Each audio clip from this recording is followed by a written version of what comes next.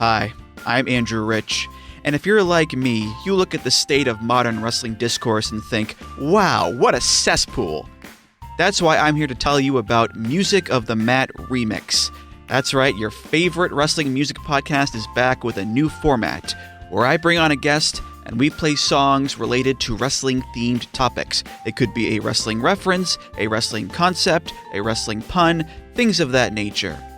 Now you might be saying, Andrew, that is a very, very tenuous connection to pro wrestling on a wrestling podcast network. Is this just an excuse to hang out with your friends and talk about music and ignore the rest of the wrestling landscape? Yes. Yes, it is.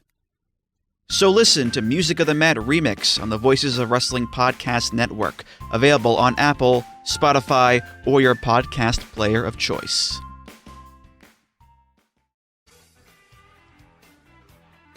Hello, Voices of Wrestling listener. Dave Ryan here. Have you ever wondered to yourself how many hidden gems are hidden away inside the last years of World Championship Wrestling? Have you ever asked yourself how many tenuous gags can be made about the name Mike Enos?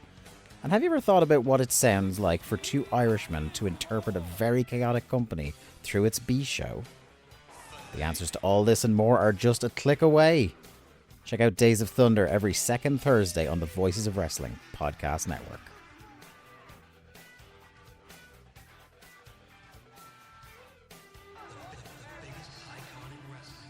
Thanks for selling your car to Carvana. Here's your check. Whoa, when did I get here? What do you mean? I swear it was just moments ago that I accepted a great offer from Carvana online. I must have time traveled to the future. It was just moments ago. We do same-day pickup. Here's your check for that great offer. It is the future. It's the present and just the convenience of Carvana. Sorry to blow your mind. It's all good. Happens all the time. Sell your car the convenient way to Carvana. Pickup times may vary and fees may apply. This podcast is a member of the Voices of Wrestling Podcasting Network. Visit voicesofwrestling.com to hear the rest of our great podcasts, as well as show reviews, columns, opinions, and updates across the world of wrestling.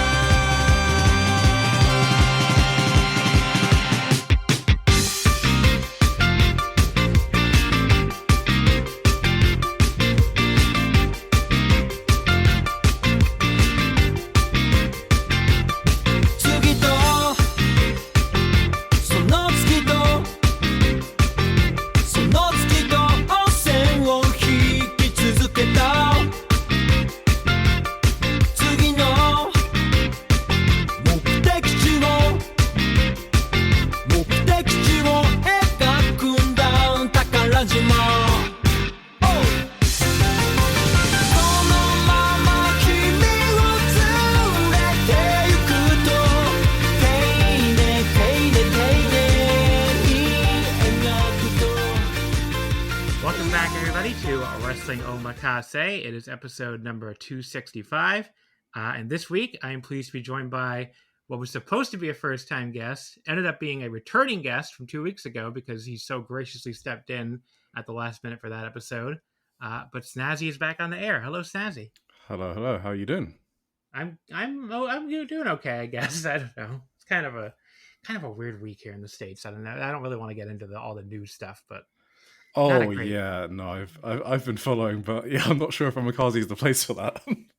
Yeah, it's been a weird week. That's all I'm gonna say. Well, it's been a weird week. I'm not mourning the death of the person who died, everybody, but I'm not. I don't want anyone to get the wrong idea, but it's also just I don't know. It's been a weird week. I thought that would be obvious. yeah, you'd think, but you never know. Yeah, but did the Blue Jays beat the Yankees in New York? No, they only won 1 out of 3 of the games. So of the 2 I went to, they went 1-1. So wait, there's 3 games? Yeah, so it's a 3-game. Baseball does all 3 or 4 game series. Oh, I'm sorry to hear that. I thought that would. I thought you saw. I saw you say that they won, so I thought I'd cheer you up. But apparently they lost. So. They won 1 and lost 2. Yeah, of the 2 I went to, they went 1-1. So okay. But they've been a little bit of a tear since then. They've won 4 out of the last I guess 4 out of their last 5 games, right? Yeah, because they won 2 out of 3 against Houston. They won the first 2 against Baltimore. So Well, I'm running out of things to cheer you up with. they've been good. They've been good. I mean, they've still got a 3-game lead on the Yankees for the AL East, and it's a 4-game lead because we have the tiebreaker. So it's like it's just like in a G1, they have the direct, or any other tournament, they have the direct win tiebreaker. So tying us is not good enough for the Yankees. So they're really 4 games back, and the season's running out of time rapidly. Like I think there's less than 3 weeks left at this point. So see if they can hold on. Let's hope so. Yeah. But the less we talk about the American World events, though, probably the American events the last week, probably the better, to avoid offending anybody. But I don't know, it's just a very like weird and like unsettling time, especially since I live in one of the biggest city in the country. Yep. That's also a famously liberal city. So like when shit like this happens, the very first thing that goes through my mind is like, I hope nobody decides to do a big shooting here as some kind of weird revenge. So a lot of those thoughts going right through my head lately, but hopefully I don't get shot, everybody. That's all. I hope so as well. And the bad thing from my point of view as well is that it also seeps into UK politics. So we sort of like import the worst parts of it. Like Elon fucking Musk was at like the protests over the weekend. I'm like, why is he talking about UK politics? Yeah, I don't know. It's bad all around. Why is he talking about American politics? Yeah, well, yeah, exactly. Yeah, just very, very strange stuff. But yeah, I mean, it's one of those things where I'm like, I'm just trying to keep my focus on like how close the Japan trip is. Only 102 days away until I leave. Can't wait. So be 102 days until I'm in a place where I do not have to think about being shot all the time. So. A utopia. I know, it's like they have their fucking problems, but it's like, but in comparison, at least it's like, no, everybody's not walking around armed. It's like, isn't it that Japanese politics is so boring that it's barely covered? I thought I saw that somewhere. Yeah, it's getting a little less boring, unfortunately. Like there is they have their own little stupid Japan First movement growing. God damn but it. I think it's still like 10% of the electorate, not like, half. So, yeah.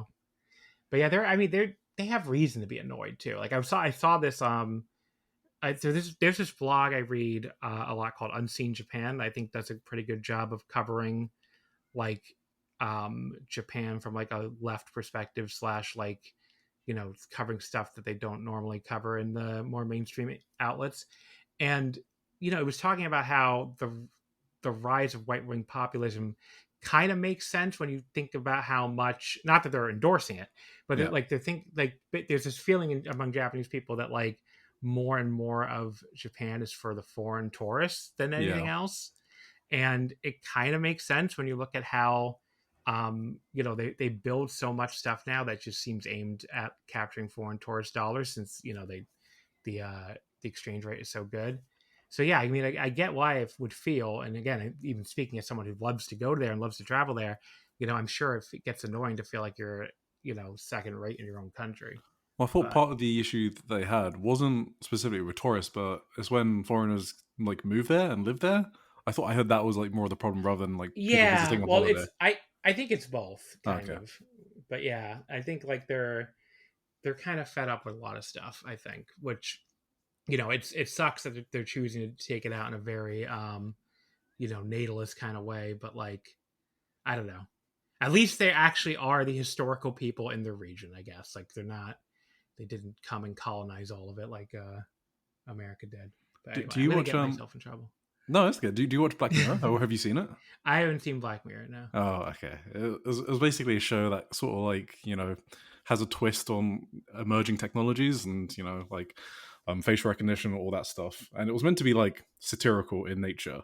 And like some of the episodes have just come true over the past like few years. It's kind of crazy. I saw a TikTok where someone was playing an AI voice to try and like hear what Charlie Kirk would say if he, like it was like an AI voice, and they were like crying to it. and they were just like nodding along like to Charlie Cook's AI voice. And I was like, this is actually a Black Mirror episode. This is insane. Yeah, I mean, because there was a Black Mirror episode where I think they use like AI to bring back to life someone who's died, because they obviously want to feel like close to them. I was like, wow, I'm actually seeing this on social media in 2025. So yeah, it is crazy crazy, right? Yeah, it is a crazy world. But this is why I try to focus on the stuff that makes me happy, which right like now, wrestling. Blue Jays, well, like wrestling, the Blue Jays just tied this baseball game that I have on the background. Let's go again. So yeah, just tied it 1-1. But yeah, the trip that's, like I said, 102 days away. Yep. So we recorded that episode last time before the great Stardom ticket caper, I think, right? Oh my god. Yeah. That was so fucking funny. I'm so sorry. No. It was fun. It was like, I don't know. It was frustrating in the moment, but then after the fact, it was like, wow, that was an adventure. Yeah, do you want to explain what happened to everyone? I guess we can try to explain it. So I talked about so Dream Kingdom tickets. They were in the pre-sale, right? You know, in the fan club pre-sale, which has since ended. The Dream Kingdom tickets are going to go back on sale for people trying to buy through the general on sale on September 18th. So actually, let me give people the exact times. I know we have multiple people who are going. So September 18th, 12 p.m. Japan time.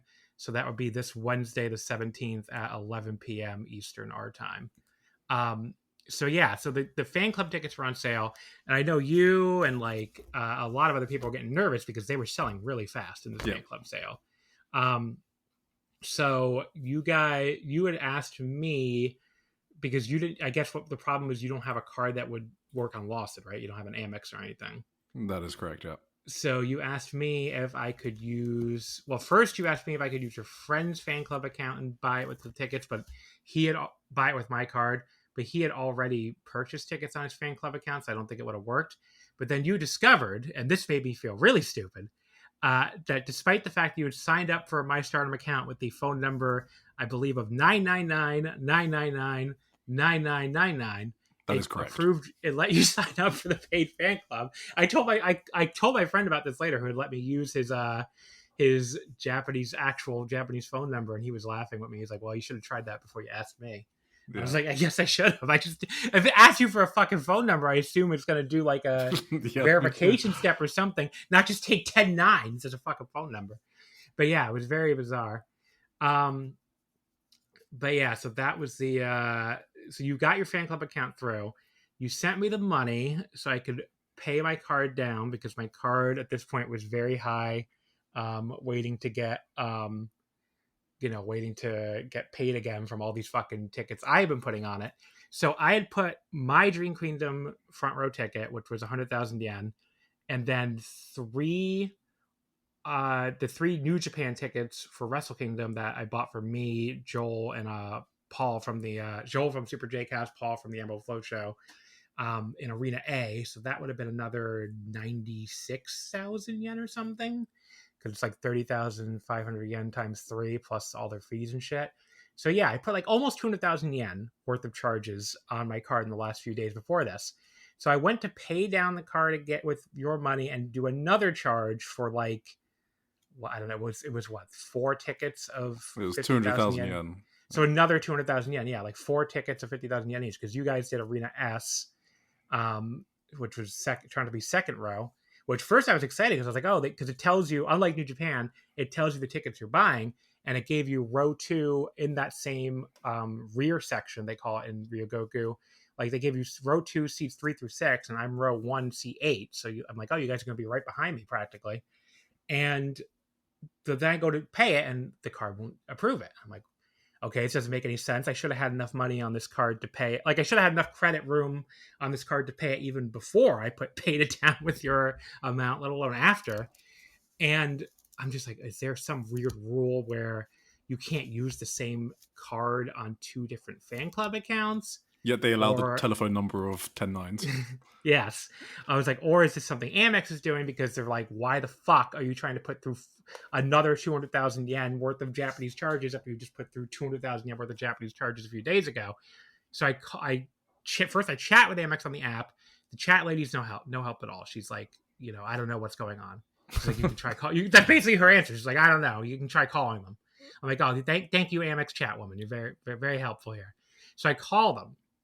The first woman I get is like, she confirms exactly what I suspected, which was like, yeah, we flagged you because you keep like paying your card in huge amounts and also charging, you're trying to charge 400,000 yen worth of Japanese charges in a few days here. That's weird, and we're worried about fraud. And I'm like, well, will you just let me charge this, please? And she's like, no, you got to wait until your deposit, your payment that you just made on the card clears before we can unlock your card. I'm like, well, that can take 1 to 2 days, and this needs to go through right now before the fan club sale ends. So can you put me through to somebody above you who can actually help? And she's like, well, I know one's going to be able to help you, but I'll try it anyway. No one's going to be able to unblock this. I'm like, okay, sure, whatever, woman. And she puts me through to the second woman who actually can help, because immediately I get her on the phone, I tell her what's happening, and she's like, oh yeah, I can unblock that for you. I'm like, oh, hero. Thank God the first one made it sound like this was completely pointless, and I had no point. I was being an idiot just to ask to speak to a supervisor. Then I get the second person. She's like, yeah, I can take care of that. Now, the problem is at first it didn't work, and we couldn't figure out why, because she thought she was unblocking it, like putting a temporary unblock on it. We eventually figured out, after trying this several times, that Lawson Ticket charges you a 100 yen dummy charge, basically, before it actually puts through the verification step and then tries to charge the real amount. So the unblock was working for the 100 yen dummy charge, and then it was reverting to blocking the actual 200,000 yen charge. And she's like, oh, this is stupid. And I'm like, yeah, it sure is. And she's basically trying to figure this out. And she's like, well, why don't you do this? Because there's a weird gap between the two. We have to do like a verification step on your app. She's like, let the 100 yen dummy charge go through.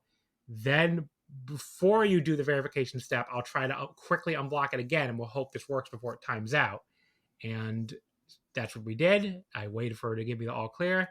Then I hit the verification thing on the app again, and then it actually did go through. So after like 2 hours, basically, it finally put through this 200,000 yen charge. And Snazzy she deserves a raise. Friends, she was like the only helpful person I talked to. It was so bizarre. Yeah. It's like you talk to 2 straight people who give no help at all. And I guess it's like they don't want to escalate your claims because like the time of these people is precious, right? There's less of them.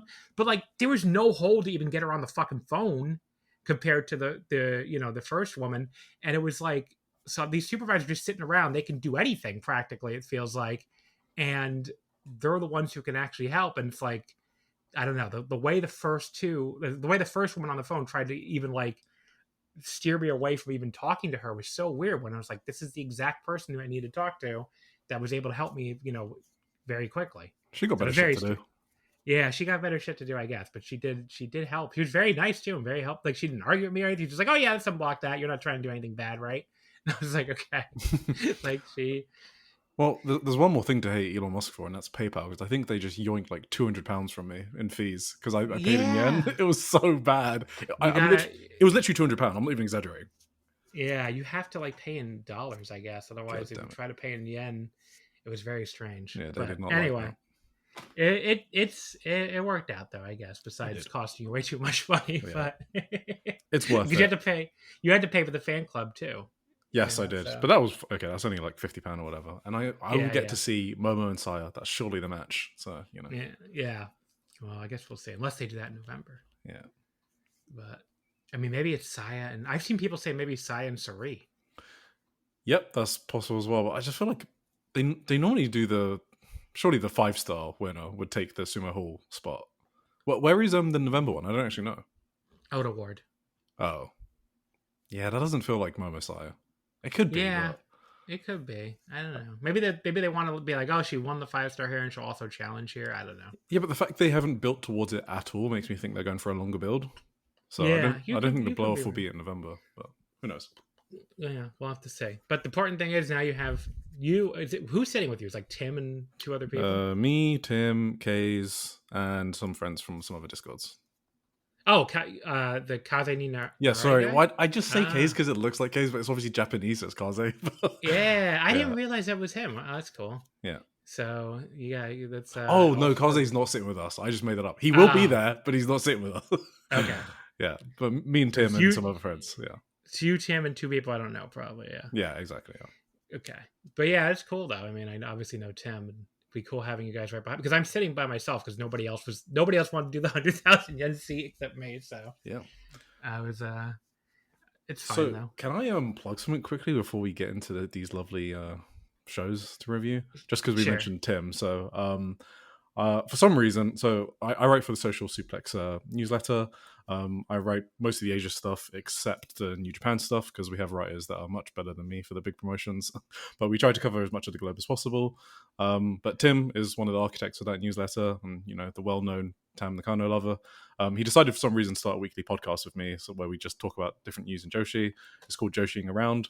So we have our first episode of that out, and we just put more of an emphasis on the smaller promotions. So it's not going to be just Stardom centric. So like last episode, we went over like my other favorite promotions, Marvelous and Ice Ribbon. So just wanted to shout out Tim in that podcast. Thank you. Yeah. Just make sure you send me a link and I'll put it in the description. Cool. Thank you very much. Yeah. No problem. But yeah, I guess we can get into the shows, right? Is there anything else going on, really? No. No. I don't think I made any more Japan plans. I think it finally got, like, I'm waiting for Noah to announce something. It's so weird because I'm not going to whatever they're announcing anyway. But yeah, the fact it's so late makes me think it's probably something downsized. But yeah, it's like, it's going to be like Old Award or something. It's disappointing because I still never been to fucking Budokan. But because last year when they announced the Budokan for January 1st, apparently they announced it like July. And obviously now we're like halfway into September. So. Yeah, but they didn't have a big show in the autumn, did they? No, I don't think they had that October so show. They got this Sumo Hall in October, so probably everything towards that. And let's see if they announce something there. Yeah, I guess we'll have to wait and see. But we are going to talk about Noah eventually. Let's start with another promotion that has also not announced anything, which is Marigold. I mean, we know about the Korakuen only because they announced their entire Korakuen schedule for the year. So we know that Korakuen is on the 27th in the 11:30 a.m. slot, but they still haven't announced like any actual, like when the tickets are going to go on sale or anything, because it's not even on their website last time I checked. So have to wait and see for that. Hopefully by like next month. Oh, the other thing I should mention too, before we get into the promotions that I can plug real quick, I appeared on the Super J-Cast Patreon. So if you want to hear the be on the Super J-Cast Patreon, me and Joel basically did another Japan travel episode, but we did it like, it's a shorter one than the one I did with Quinlan for Omakase, and it had much more of a Wrestle Kingdom specific focus. So we did like all the Wrestle Kingdom seats and all the different ways to buy tickets and all that good stuff. So definitely check that out if you want more Japan travel content and specifically Wrestle Kingdom focused, and all the stuff about the beer girls and all the different food options around there and stuff. So I'll link to that in the description too, the Super J-Cast Patreon if you want to check that out. Okay, so we'll start out here with Marigold, since they were the biggest show that happened in the last week. So Marigold today, I don't know why this says Saturday. Today, on Sunday, September 14th, held their Dream Star GP 2025 finals from Korakuen Hall and announced attendance of 1,260, which they said was sold out.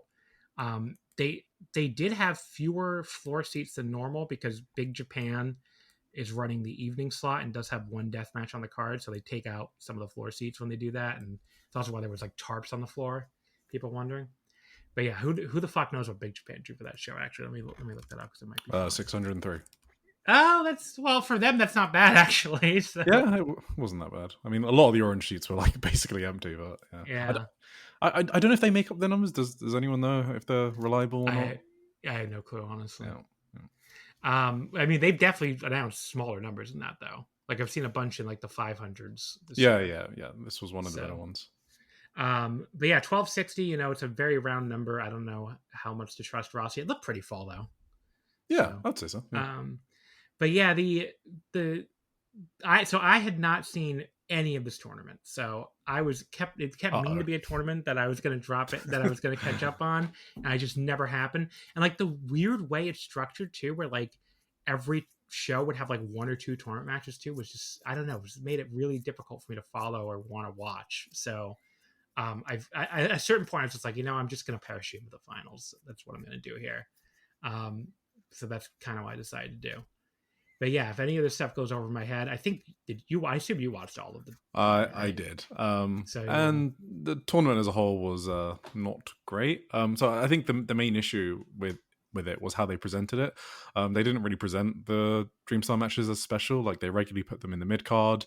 The main events were like the 6-person tag matches.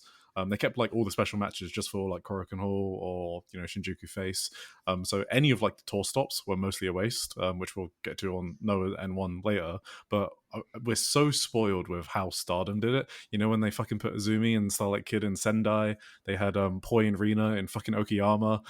Like, we have matches like that on those little tour stops, but Noah and Marigold, they just did not give a fuck about these smaller towns.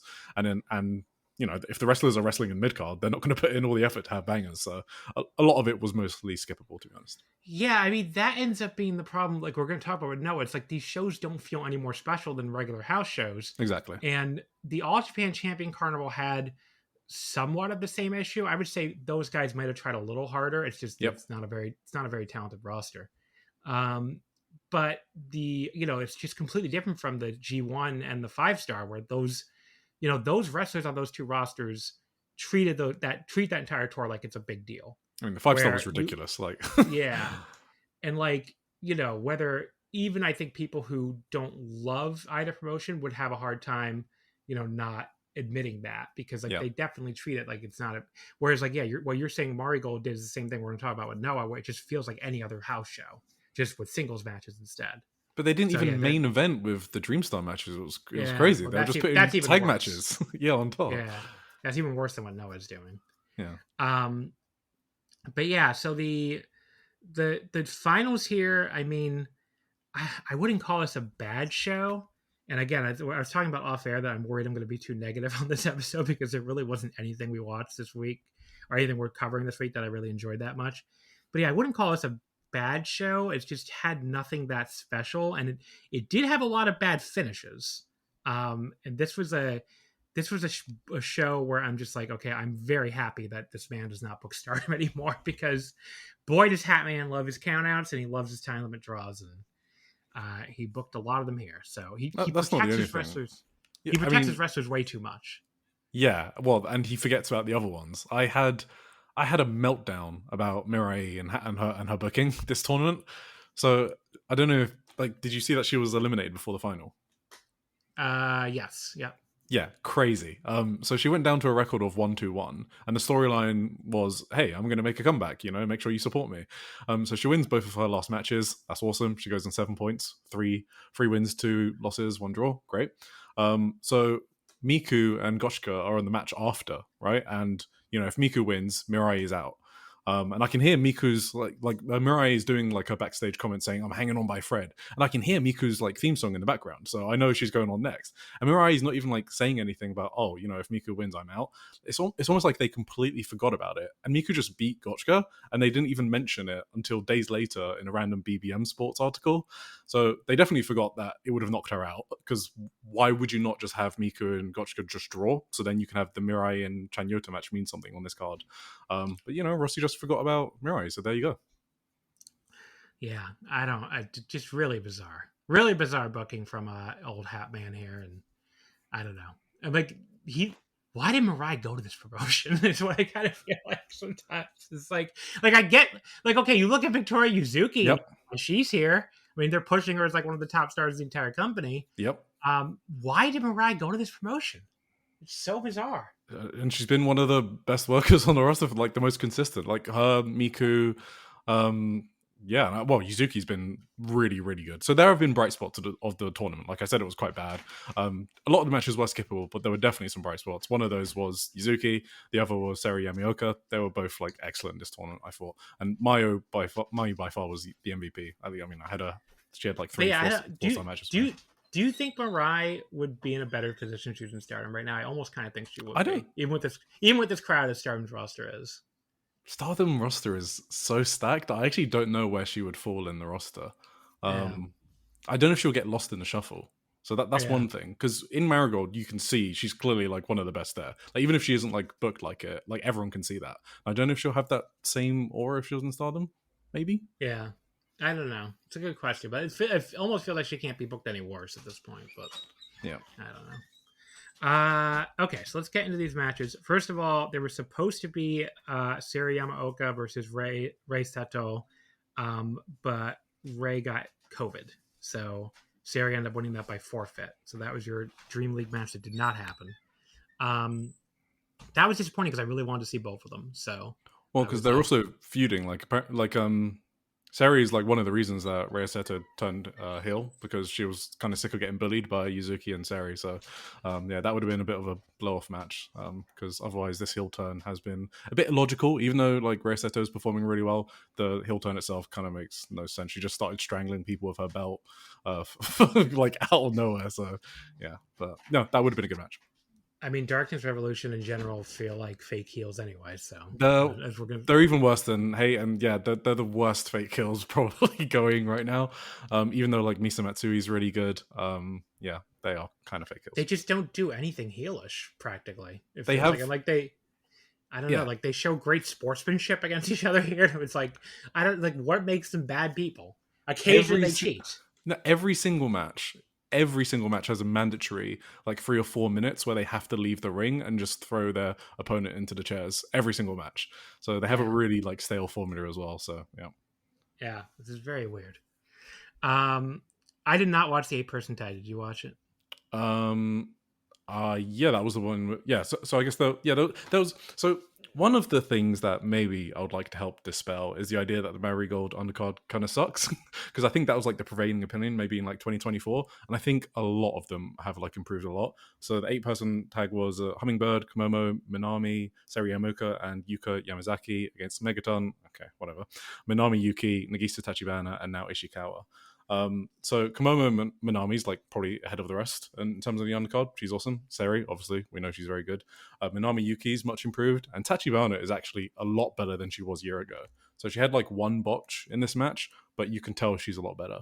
The promotion just isn't as it was in 2024, and a lot of the matches are more watchable, and it's well more rounded as well. Yeah, I the undercard, I remember thinking they were like they looked a little better to me when I was watching them, before the 5-star. So yeah. I would agree. Have you seen Yuka Yamazaki, the new rookie? Yeah. She's currently in my worst match of the year. Yes, with Ryoko, Sakamura. Was that in Osaka or something? That was in a, I believe that was some tour stop. I don't think it was Osaka. I think it was different. Oh, maybe it was the match after her debut or something. Yeah, it was like her second match.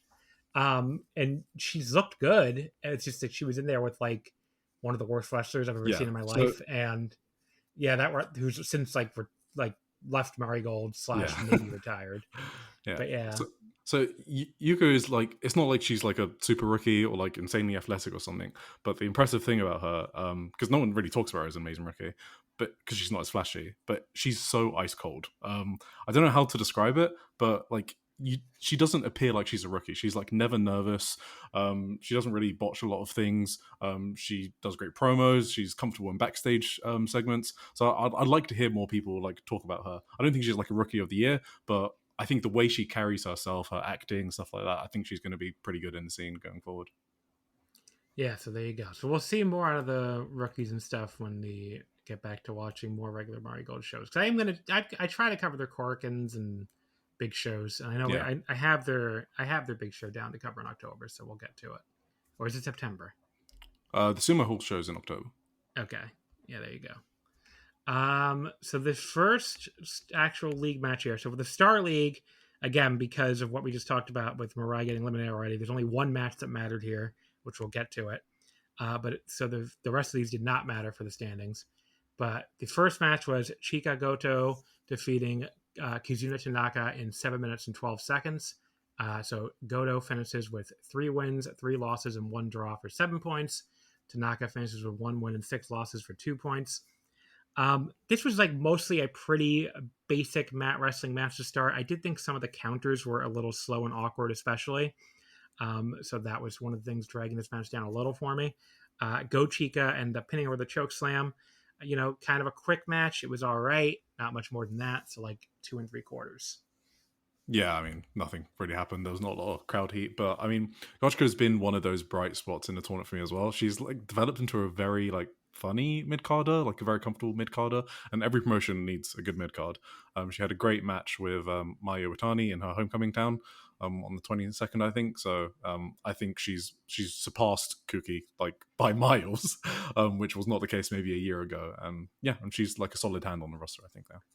She's like, it's weird that both Stardom and Marigold have like a Lady C type where like they're very tall, but they still somehow come off like, I don't know, like very like gentle giant or something. Yeah, and she's also very funny. Like if you like read transcripts of her promos, like so and I think she's slightly a bit better than Lady C, but yeah, probably the same archetype, right? Yeah. I don't know. I think Lady C's looked a lot better lately, but maybe about the same. Maybe I just can't get into Lady C. Like I've never seen a Lady C match and be like, yeah, that was really good. I just remember what was it? The trios, the artist match with Neo Genesis. That she was really good in that one. Yeah. Yeah. I thought she had her moments in the 5-star, not like great matches or anything, but I thought she was good throughout. Name me one 5-star Lady C match that you remember. One 5-star Lady C match that I remember. There is. Okay, good point, I guess. I could have sworn there was like one that was actually kind of good, but I can't remember what it was. Yeah, I can't remember it either, so I guess point taken. But she wasn't bad. Well, okay, you could say the other thing too. Yeah, she wasn't There's bad. nothing that stands out as bad. So. Yeah, no, that's correct, Star League, Mirai defeats Chan Yota in only a 5... Oh, no, actually, sorry, this was a draw. The first of many. Mirai and Chan Yota in 5 minutes, 11 seconds, double count out. So Mirai finishes at 3 wins, 2 losses, and 2 draws for 8 points. Chan Yota 2 wins, 4 losses, and 1 draw for 5 points. This was just like a kind of corny double count out finish. The match really did not hold my interest before that anyway. And like they did this, I don't know, the way they both tried to get back in the ring at one point, then they just both stopped. And they didn't even try to get back in again until 19. Telegraphed the finish, I'm just like, you really gave that away. Very corny. So like, I went 2 1/4. This was not very good. Yeah, I think they're just setting up a rematch, but this match would have been a lot cooler if she actually had a chance of making it to the final. But, oopsie. But yeah, they're obviously doing a rematch, so I just had no opinions about this. Like, Chan Yota was like 2-4 in the tournament. It's not like she was lighting the world on fire, so... but when I realized they're just building a match, I was like, okay, whatever. The draw makes sense, I guess. Her look is completely different from what I remember it being when I last watched Marigold. She's got long hair now. I don't know if they're extensions, but yeah.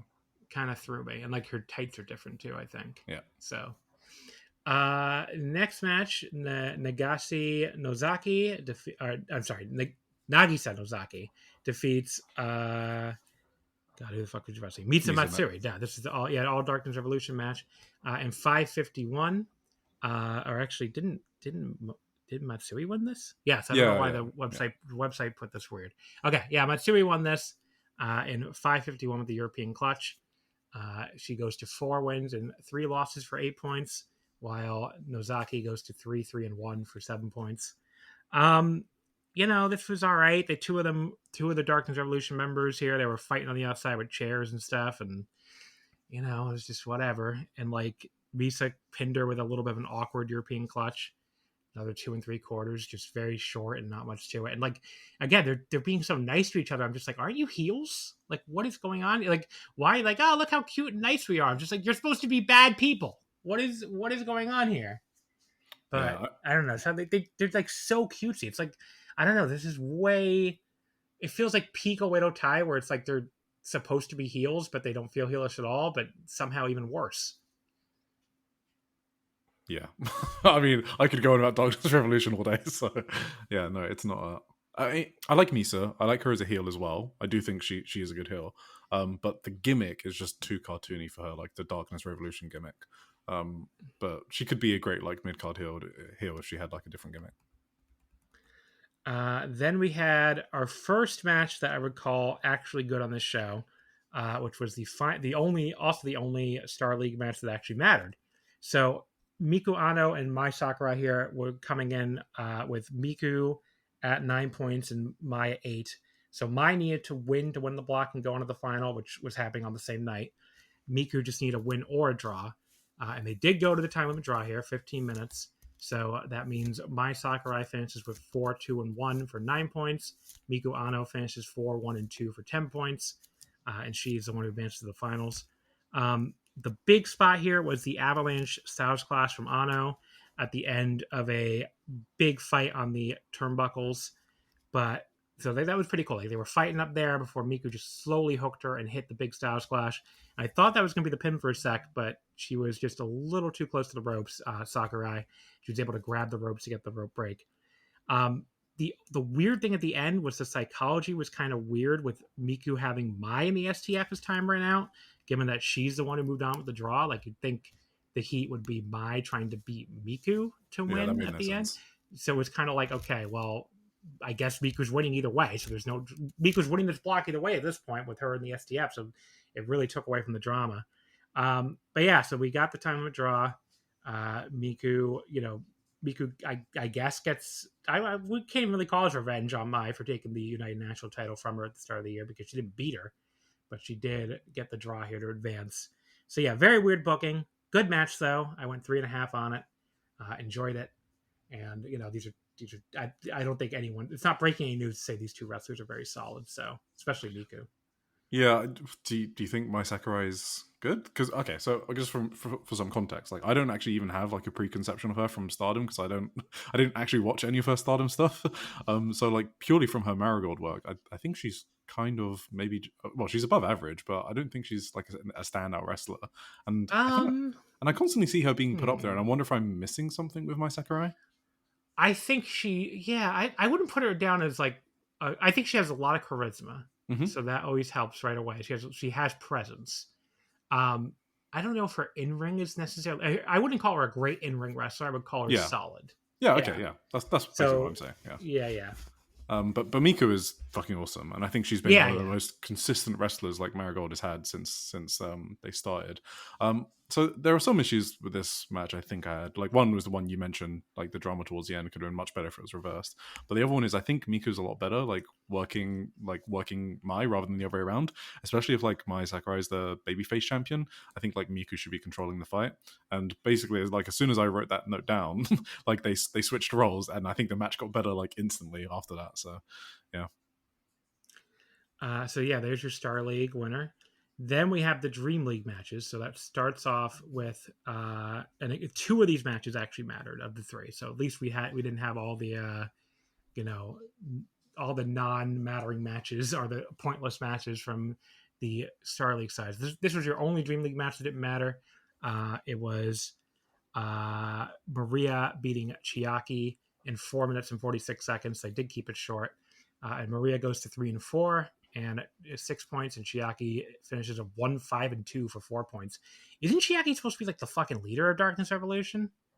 I don't know. Do they have a leader? I actually don't know if there's a leadership structure. Maybe. Maybe I'm wrong on that, but it was watching this match. I was like, okay, it starts off very goofy with the 2 of them fighting over eye pokes and stuff, and there was a little bit of awkwardness, but it did pick up after that. But then Maria, so she picks Chiaki up at 2. She either kisses her or licks her or something. The camera really wasn't showing it, so we couldn't really see from that camera angle. And then she fucking, I don't even know how to describe this bitch. She kills her. She did. She fucking murdered her, dropped her right on her dome with this Michinoku driver, and just beats her after she pulled her up at 2. So I was like, why is this marvelous wrestler going over so definitively here? It was very over, ostensibly one of the top heels in the promotion or something. I mean, maybe I just have the wrong idea about Chiaki, but they talk about her as being the leader on the English commentary, and maybe they also have the wrong idea. I don't know. But yeah, just very, very bizarre.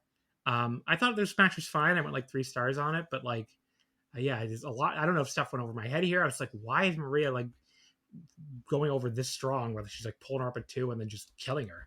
It was very, very weird to me. And Maria's not even a protected wrestler in Marvelous. That's what I thought too. I mean, she is one half of the Marigold Tag Champions, but yeah, of course, yeah. So that's probably the whole reason. But the heel turn is really sad for Maria. She was one of the reasons I got into Marvelous, and the heel turn's not really working. I think it was done solely for Marigold because in Marvelous she's not doing shit. She's just in comedy matches in the undercard right now. So I feel her subbing in for Senka was the opportunity to pay off this gimmick, but I guess they're holding off until they lose the Twin Star. But it made her performance in this tournament really boring. Chiaki has had a pretty bad tournament. Her match with Kuki I think is going to be close to my worst match of the year. that I really, really did not enjoy that match. And I don't know what it is about Chiaki, but I feel like she needs to change something up going forward. I don't know if she needs to find a new character or, do 1,000 reps with Shuji Kondo in the dojo. I don't know. But yeah, so I feel like something needs to change with her. Yeah, I mean, it's not going. She didn't look really. I mean, I thought she was all right here, but yeah, it didn't. She was okay here. This weird. was a probably almost comfortable performance, but yeah, it still wasn't like amazing, was it? No, not really. I'm gonna give a running Blue Jays update, everybody. We're up 4-1 now. Let's go. George Springer just hit a home run, trying to go for the series sweep here. Like he's already won the first 2 games. But yeah, it's going a lot. The Orioles have. I'm going to explain what this is for our British listener. The Orioles are going with a bullpen day, which basically means they have no starting pitcher.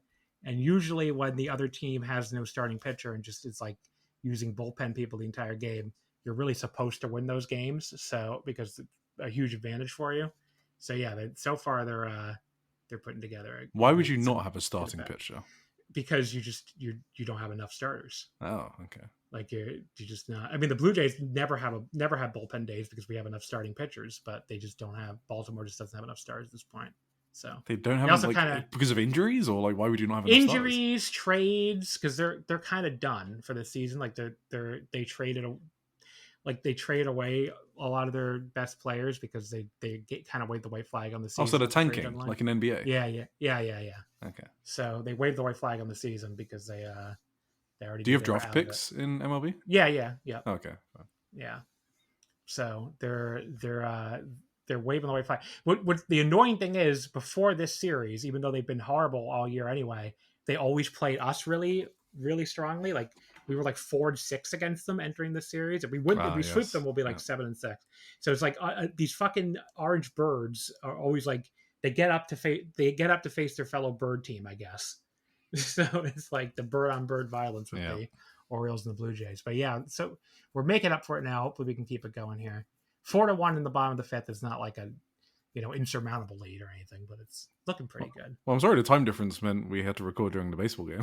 Oh, it's okay. I mean, I have it on the back. I mean, a lot of days on the weekends I end up missing these games or just have it on the background. But just kind of if I didn't have to record already, there'd be a show I have to watch or something. So the baseball games are much more weekday evening viewing for like regular weekday evening viewing for me. So.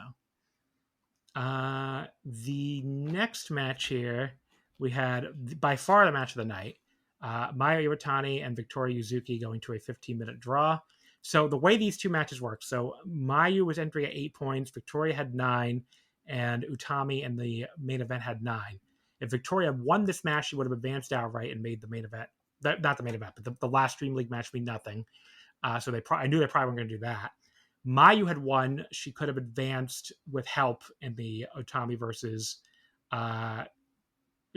Koki match. And the draw meant Victoria now needed help in the Utami Koki match, and Mayu was out. So that's what happened. They did the draw here, and Mayu ended up not advancing. And Victoria now had to wait to see what would happen in the next match. Mayu, she was not very nice to her protege here, hitting this like running boot on her in the corner right before the bell. And it led to this really awesome, like frantic start that saw Yuzuki very nearly pinning her with a crucifix hold, super close near fall. She was just great in this match as the underdog, just going around getting kicked on the mat, almost pinning her with a roll up out of the corner again. And then just Mayu goes back to beating her ass. And then later on, there's this like crazy back and forth sequence with both girls hitting super kicks on each other. Mayu hitting a German suplex that Victoria no-sells, and then she just fucking drops Mayu right in the back of her neck with a backdrop suplex. That looked awesome. The problem with this match is, as it went along, it was such a frantic pace, and it felt like it was on pace to be like a really, really awesome match. It felt like they really lost steam towards the end for me. Like, really just kind of like started getting flat. And I don't know, just like the match that I thought was going to be great, it just felt like they didn't do enough down the stretch to really keep it at that level. So I ended up going 3 3/4. The fact that it was another draw was not great either, because we already had another time limit draw and a double count out earlier.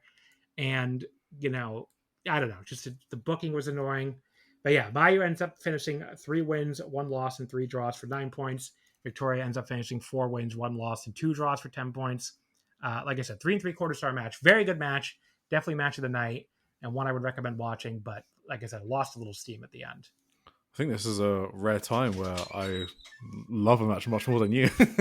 I thought this was my new match of the tournament. I think it was better than Mayu and Utami. I do actually agree with you that it lost steam in like the last 2 minutes. Like I'm looking at my notes and like the density of caps lock is definitely not at the end. It's towards the start and the middle. So yeah, they definitely did lose some steam, but I was locked in. Like from the moment where Mayu, drop kicks her off the start, like I'm already locked in at that point. I thought Yuzuki's selling was hit and miss. I think there were some moments during the match where her selling was amazing. Like she was like wobbling on her ankle and her legs, and and then there was others where she was like no selling a bit too much. Like when she took a German suplex straight into a dragon suplex from Mayu. I was like, oh, okay. I mean, this match is over. And then she just kicked out and then immediately applied a hold. I watch Japanese wrestling, so fighting spirit is fine. But, she was holding on to that hold for like a minute or something. It's like, oh, okay. What happened to the German and dragon suplex you just took? So it was a bit hit and miss from Yuzuki. But overall, I thought this showed how good Yuzuki is now. Like, she's only 2 years into her career. This is her second year, right? John, I don't know. Do you know other year 2 wrestlers that are as good as Yuzuki in ring? So like pure in ring. It's kind of hard to name some. Yeah, there's some who is like really young in DDT. I feel like they might be. Yeah, I mean, like even Masada's like 3 years in, for example. Yeah, Masada's like 3 years in. Toy and Kuroku are even more than that. Yeah, exactly. So Yuzuki's year 2, and I feel like. Sort of other comparison points, like I guess Stardom is probably Aya Sakura. Aya Sakura, Sayaka Kurara. So those are comparison points. I would put Victoria above both of them, though. You wouldn't, like, purely, I would purely. Yeah, exactly. Yeah, exactly. I think both of those have a little more charisma than she does. Completely agree. But I think purely in ring, I think she's probably better. Yeah, go. I'm trying to think who else. Like, Hanako's nowhere close. Rion shows flashes, I would say. Sure. She's like an underdog. But definitely not really Yuzuki's not in good. level. No, I wouldn't say. I think the closest is probably Aya Sakura, because she is really good in ring too. But I'd still put Victoria slightly above. Sayaka has like the best presence and the best babyface fire, but I don't think she does like moves nearly as well as either Aya or Victoria.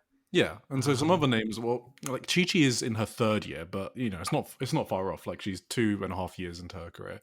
Chi-Chi's probably a similar in-ring worker, but I would still probably take Yuzuki as a pure in-ring worker. Not talking about charisma and the whole package.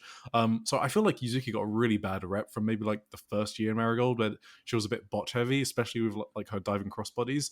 I feel like she stamped basically a lot of them out. And I look forward to every Yuzuki match now. So I'm not saying she's like the next Mayu Iwatani or something, but she is just one of the better workers in that company now. And her potential, like her ceiling, for sure is like best worker in Marigold. Like that's actually a realistic ceiling. But I won't, prophesize beyond that. But I thought this match showed a lot of why that is the case. There was like a 6 straight German suplex that she did as well on Mayu. The sequence you mentioned was, I think, my favorite part of the match. The super kick sequence. She has a murderous basement drop kick. So I don't want to, it feels blasphemous to say, but it feels like Suri style, like when she just takes someone's head off.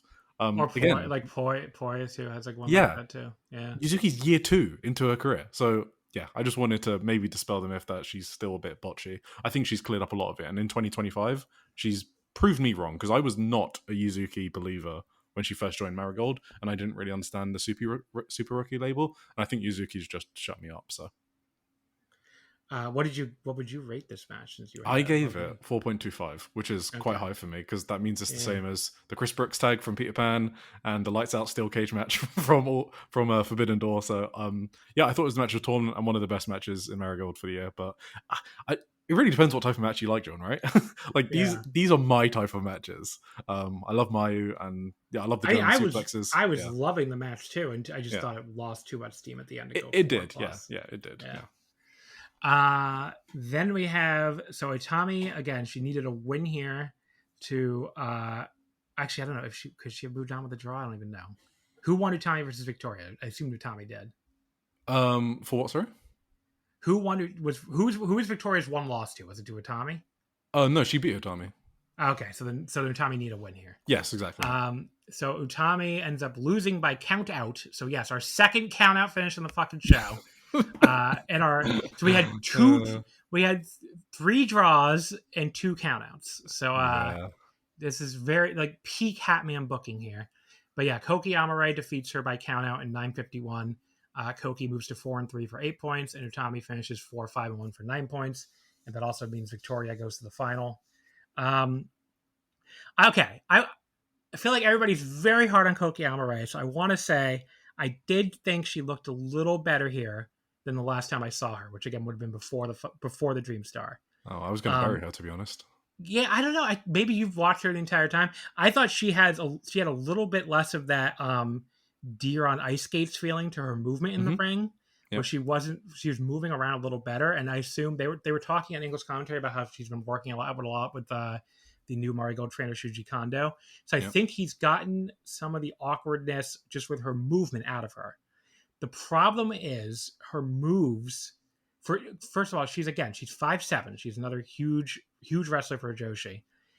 For someone that big, her moves have very little impact or snap to them. Yeah. And her selling still looks very goofy, which is particularly weird considering I think she has like a legitimate acting background. Like I think that's what she does when she's not wrestling. So you think of all things she'd be good at selling because that's the most acting like of your wrestling stuff.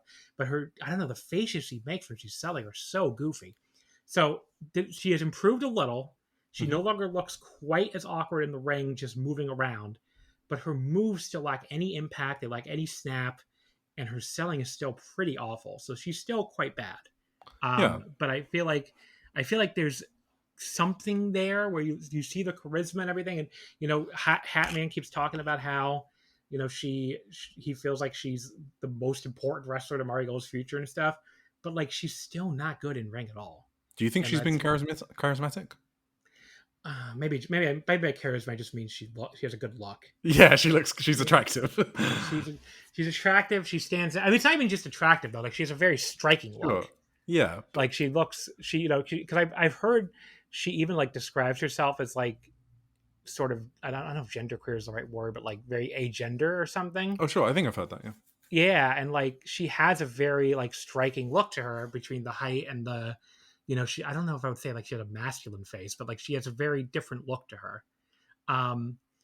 And you know, it stands out a lot, but yeah, I don't know about charisma. Maybe charisma is the wrong word. The problem I have with her is mostly that it looks like she's not trying, or that she doesn't really want to improve. Obviously, I don't know the inner workings of what's going on there, but like you said, just look at her selling. Like it feels like she's giving up in like some of these holes, or like to sell the pain or anything like that. And the best way I can put it is, so Utami and Koki weren't wrestling again on this show, right? Why was this the match that knocked the champion out? Like, I don't even remember much of what happened in this match. It felt like such a throwaway nothing match, which should have meant a lot. And if this is like the match they put on, I feel like something's wrong. That's basically what the feeling I got. Like this should have been like an epic, like can Utami like make it through, but instead it was just a throwaway match. And I think that's more on Koki than it is on Utami. Yeah, I mean, I will say Utami and Marigold does not have the same like ring presence generally. She doesn't, but she's still been good in like multiple matches. Like she has proven she can still turn it on if she wants to. But yeah, obviously she hasn't been the same since 2021 or whatever, right? Or 2022. But yeah, so this was another stupid finish on this fucking show. You know, match was all right, but it was like 2 3/4. I mean, just a nothing happening match here. Like you said, should have been a big deal because it was deciding whether or not the world champion was going to move on to the final. Yeah, I don't even have an issue with the draw. I have an issue with how nothing it was. Well, it wasn't even a draw. It was a count out win. Oh, sure. Yeah. Yeah. See, I don't even remember. Yeah, I don't know. Speaking of matches that I was surprised weren't more than they were, we had Miku Ano defeating Victoria Yuzuki in 14:48 with the 1 second EX, as she calls that finish. Is it like a Michinoku driver type thing almost, or like it's like a fire slide driver? Yeah. It's Nene's Takashi's finisher, right? Yeah. So that obviously she won the tournament there. Yeah, I don't know. Both these girls just looked exhausted in this match. They were gassed. They were gassed. They were very gassed. I mean, it wasn't like it was bad. It was still pretty good. It was good. But yeah, there was a big apron side styles clash from Miku that looked really cool. But yeah, like, just there was nothing wrong with it, but it just didn't hit me as like a big tournament final epic either. Like Victoria Mayu felt like the big epic, and this felt, even though that match lost steam at the end, this felt like, two girls trying their best to have a good match, but clearly very gassed, having to work a second match on the same night. Just everything just felt like a teensy bit off. There was one moment where like Miku was supposed to roll out of the way of the victory shooting, which is that like standing splash. Yeah, she took some that Yuzuki does, and she didn't roll quite fast enough, so she got kind of hit in the side with it and just had to no sell it, which looked pretty stupid. I don't know, 3.25. It was still pretty good, but it just didn't. It was not a great tournament final or anything like that. So no, and we know how good these two are. We know like if they're fresh, they can have a much better match than that. But it was still good. I mean, it's just, I don't know. It's like maybe they needed to do what Stardom did and have a way bigger gap between the end of the tournament and the final. Because like the Stardom wrestlers did 2 matches on the night, but they did it really early in the card, and maybe they just had enough time to recover. Because I don't remember Azumi and Momo feeling gassed at all at their final. No, like Marigold sped through the undercard. So like maybe it was like half an hour, 40 minutes before this final. Like they had 15-minute time limit draws, both of them. So yeah, it just wasn't enough time to recover. But I mean, this was not a show that made me be like, oh, the Dream Star, I really missed out here by not watching this tournament. So really good finalists though, and really good winner. Like I like who they picked for those spots. So I remember writing back in July that if Mayu was going to be like the Sumo Hall challenger, then it made sense for either Miku or Yuzuki to win the Dream Star. So I was happy that they were both in the final. So I think they announced that Miku was challenging at Sumo Hall. So then it's just like, who is Mayu facing? I mean, WWE are around like roughly the same time in Japan.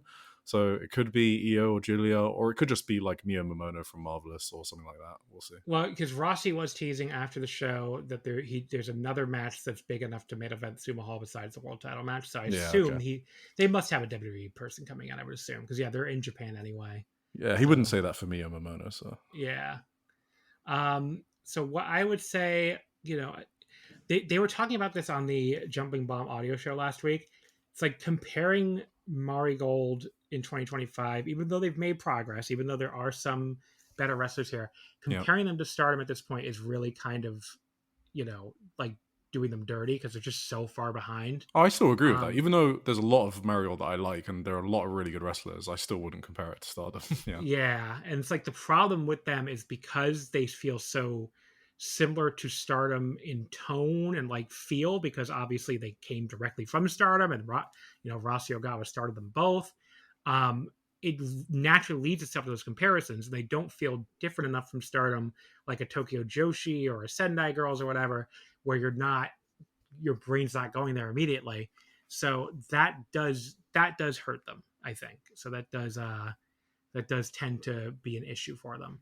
The more they can like get their own feel and get their own standout, and not feel like Stardom Light will be better, but they definitely still feel like Stardom Light right now. And it's not a flattering comparison when Stardom is as hot and as deep as they are right now. So. No, but even so, like Marigold's like attendance is up year on year. I think Mayu was doing a Shupro article, and she spoke about how people tell her they come to the shows for her, but then they stay for some others. So like she feels like a lot of pressure in order to perform well. But yeah, so they're doing pretty good business compared to last year. Yeah, their business is fine. Yeah. I'm mostly just talking about perception. The perception. I mean, their business is still way behind Stardom's though too. So yeah. I mean, doing 1260 for their final in Korakuen versus like, I think it started to like 18 something for their final in Yokohama, I think. Yep. It was 18 something just for the Yokohama pay-per-view. I don't remember what the fucking final did in Ota Ward. I think it might have did like 22 or something. So I don't remember, but 18 sounded about right. But maybe it was in 2000s. Stardom. No, it's no. The 5-star final show did 2,856 at Ota Ward. Okay, well, that was way higher than I thought. Yeah, it was the new high. It was the new highest attended 5-star show ever. It beat the 2022 finals of 2,543. So yeah, I mean, they to really, that to me really shows the gap, because like Yeah. they did 1,600 more fans for their final than Marigold did. But I'm not trying to annoy the Marigold fans. I know there's some out there that really like it better than Stardom and all that, but it's just that you should be realistic about where these two promotions are. But yeah, it just, I don't know. Like this wasn't a bad show or anything, and it didn't have anything that really stood out to me though, and it did have a lot of like okay, you can get away with one draw and one count out on your fucking final show. Maybe I wouldn't even do both on the same show, but maybe one of each would have been fine. 3 draws and 2 countouts is fucking ridiculous.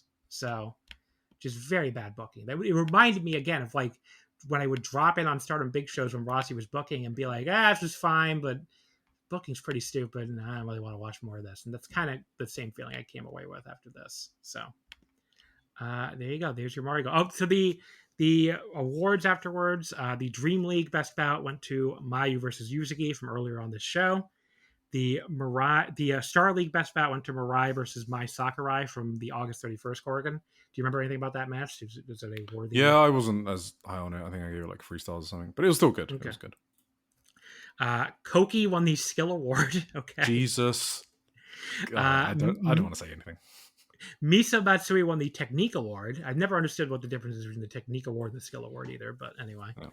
And Go Chica won Fighting Spirit. So there's your award winners. Yeah, and I guess just to wrap up, just closing off, because I watched every single match. So I think Mayu was by far my MVP. So I had her as 3 4-star matches against, a 4.25 as well with Yuzuki, but also with Seri Omika. I put 4-star match, which was on the 2nd of August, against Utami, which was on the 30th of August. Seri and Yuzuki had a great match on the 10th of August. Utami and Yuzuki had a great match on 2nd of August, and then Rei Seto and Yuzuki also had an awesome match on 2nd of September. So those are my standout matches. All right, so there's your Marigold talk, everybody. Let's go to Stardom now. They had a Korakuen show this past week on Wednesday, September 10th. So after all the putting over for Stardom I did, I thought this was like their weakest Korakuen in forever. I mean, it still was not a bad show or anything. It's just by their standards at this point, not to have anything at a 4-star level on this show was kind of a rarity for me now. It was still enjoyable enough, but just nothing really stood out here. The show also did a smaller attendance than Marigold did for their Dream Star final, which not that surprising with a artist title match on top and really nothing that big. But yeah, I did 1,109. The other thing I feel like when people see that number might go like, oh, well, that's not a great number. But like Stardom not that long ago would do a lot of sub 1,000 numbers at Korakuen. And the fact that this is like, they've never dipped below 1,000 all year long is pretty impressive for them. So even their smaller... Did you see this card as well? Yeah. So for their smaller shows down to still do 1,100 is pretty fucking good. So, again, artist match on top, really nothing else of note. And it was surrounded by way bigger Tokyo area shows when you had the pay-per-view in Yokohama, which is very close to Tokyo, just 4 days before this. And then the September 27th Korakuen they already announced is Azumi versus Saya for the double title. Oh, they made official double title match at the end of the show. But yeah, the Azumi Saya Korakuen is gonna sell out. I mean, it's already almost sold out on the ticket site. Like I was just looking before, the September 27th Korakuen, every section sold out except the A section, which is on a few left on Lawson. So that's we're still like 13 days away. So that is definitely going to be a sellout. But yeah, the Korakuen here opened up with a match 0, which was Hazuki beating Emma Mashima and Akira Kuragane. She pinned Emma in 5:56. She tapped her out with a high angle Boston Crab. The Boston Crab itself looked pretty brutal, but the rest of this was very much just a match. I thought like 2.5 stars, just not much to it. Yeah, I had no notes for this match. Yeah, it was just a match that happened. Hazuki is like the lost woman in Stardom, although she did get something to do at the end of this. It was fighting her own protege, but 6-woman tag. We had the E-Nexus V team of Hanako, Wakasukiyama, and Rion defeating Sayaka Kurara, Aya Sakura, and Kikyo Furusawa. Hanako pinned Sayaka in 10:33 with the JP coaster. So Kikyo got worked over by all 3 of the other team's members early. But then she was able to like counter the Waka hip attack combo by just slapping her ass with both hands. That was pretty funny, I thought. It's like, what a counter, just slapping her butt. But then we got this very nice, like smooth, like takedown and cradle attempt, I thought, by Sayaka on Hanako, which got a super close near fall. It was just, I don't know, it's a very nice little takedown, I thought. Just Sayaka like shooting the half there. It was I don't think shooting the half, just shooting the takedown. But yeah, it just looked it was like, where'd this real shooter Sayaka come from? But it also stood out for me though, because sometimes stuff with Hanako can look a bit awkward because of the huge size difference with her and most of the other girls. But that little spot I thought looked really good. Hanako did put Sayaka away soon after that though, and she's continued to dominate leading up to the expected new blood tag title match, which I don't think that has a date yet, does it? Wait, who's challenging for that? Is it Sayaka and Aya? Oh, okay. Yes, or Sakura, yes, they're called. Yeah. Which they have to be winning these fucking titles finally, because God, we gotta get these belts off of Hanako and Waka already. How long have they had it for? I don't even remember who the last champions were. Rina and Azuse Naba. Oh, wow. So I think they beat them for what, like last November or December or something. I mean, I can look this up in 2 seconds. I think that's what it was. Why is it so hard to search for stuff on Cage Match now? Okay. Like I type in Hanako Cage Match, it gives me Cinderella Tournament 2024. Okay, guys. Okay, yes, they won them December 26th. I was pretty much right. So I think I said December. You did. But yeah, they beat. It feels even longer though. It feels like they've had, because they've also only made 4 defenses. They haven't defended them since July. So, you know, I get the 5-star and stuff, but like, just like get these belts from somebody else, please. Like, I've had enough of this team. Had enough of Ricer Bread, whatever the fuck they're called. But yeah, this is a perfectly fine little undercard 6-woman tag, 3 stars. Yeah, I thought it was fine. I went 2.75. Sayaka took a nasty fall on the JP coaster as well. That looked kind of rough. Are you surprised that her taking the pin? I saw some people surprised at that. Yeah, I mean, I guess their story they're going for is that they're really outmatched in this in the tag title match, I guess. But I assume they're going to win. Yeah, I feel like people will have this misconception of Sayaka because she had a red belt match that maybe she's now elevated. But you know, I'm personally not that bothered. I don't really have an attachment to Sayaka, and I think I see her as like a good underdog babyface in the mid card, and that's why she's kind of easy to beat. Because like when she eventually does win, it will be a big moment. And so like with an underdog like her, I don't think you want to like rocket push them, right? It just kills kind of the vibe of the whole character. Yeah. The next match was Mi Vida Loca.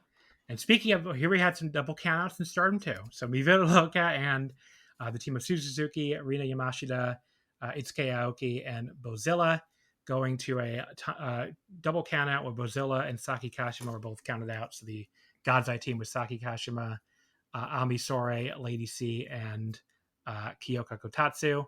The match went 12 minutes and 16 seconds. So a little backstory from a little bit of comedy here. Apparently fans can make their own dream match shirts with any 2 wrestlers on. Like they can order that on the Stardom site and put any 2 wrestlers on the shirt, which is a cool little feature. And Saki saw that some fan picked her versus Bozilla as one of these dream matches and freaked the fuck out about it on Twitter. So she brought that shirt out with her here though, which I thought was funny. But when she gets the chance to start with Bozilla, she immediately runs away and tags out to poor Kyoka. So, and Bozilla claps as well at the shirt during the entrance. Yeah, Bozilla thought it was really funny. Yeah, just kind of weird they went to double countout here when you'd think Kyoka could easily get pinned, but whatever. Another fine little undercard tag, went 3 stars on it. Not much to it. Yeah, I had a lot of fun with this one. Okay. Yeah, I also went 3 stars.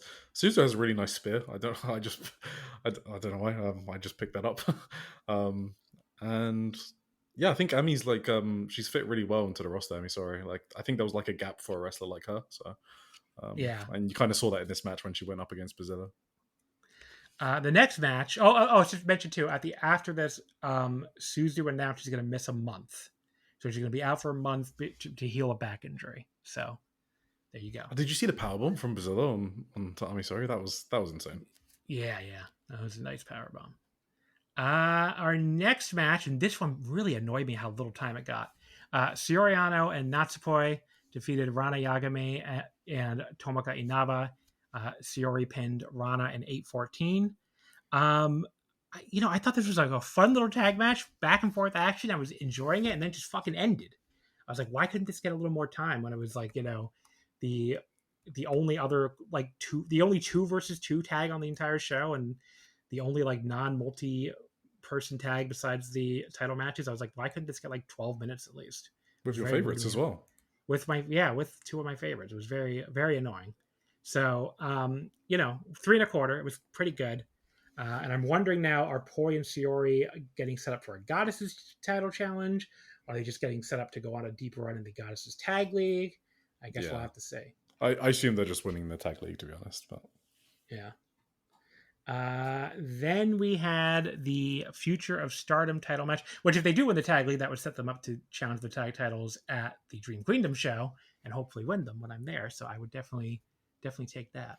Yeah, I think they've been given something to do because they're not in the Red Belt story right now, because that's going to be given to Momo. So, and it makes sense for their 10th anniversary year for them to win the tag titles together. So.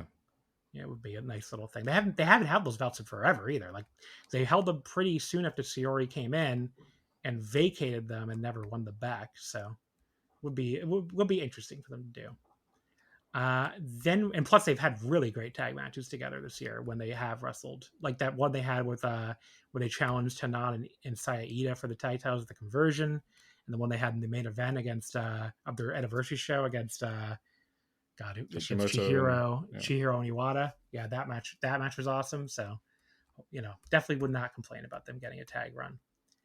Our next match, our future. Oh, what did you think of this match, by the way?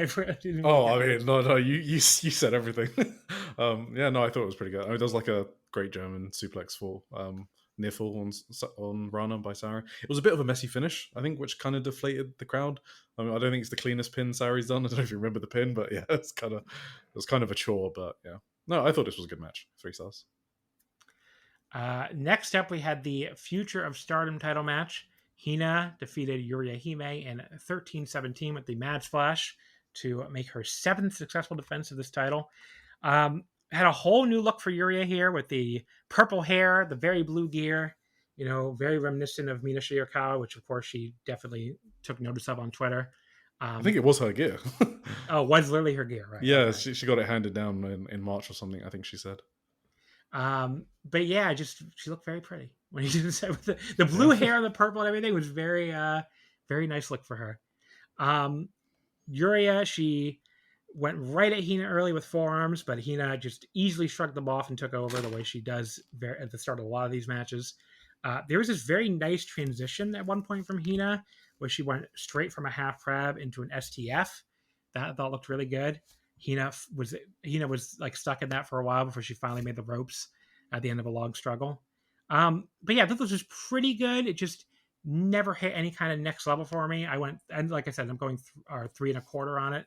So, Yuri's selling was strong as it usually is, but she's still very new and doesn't quite have enough of a move set or offense of her own to like really carry the load in a bigger like singles match like this. But it also didn't help that of course she was never gonna win this.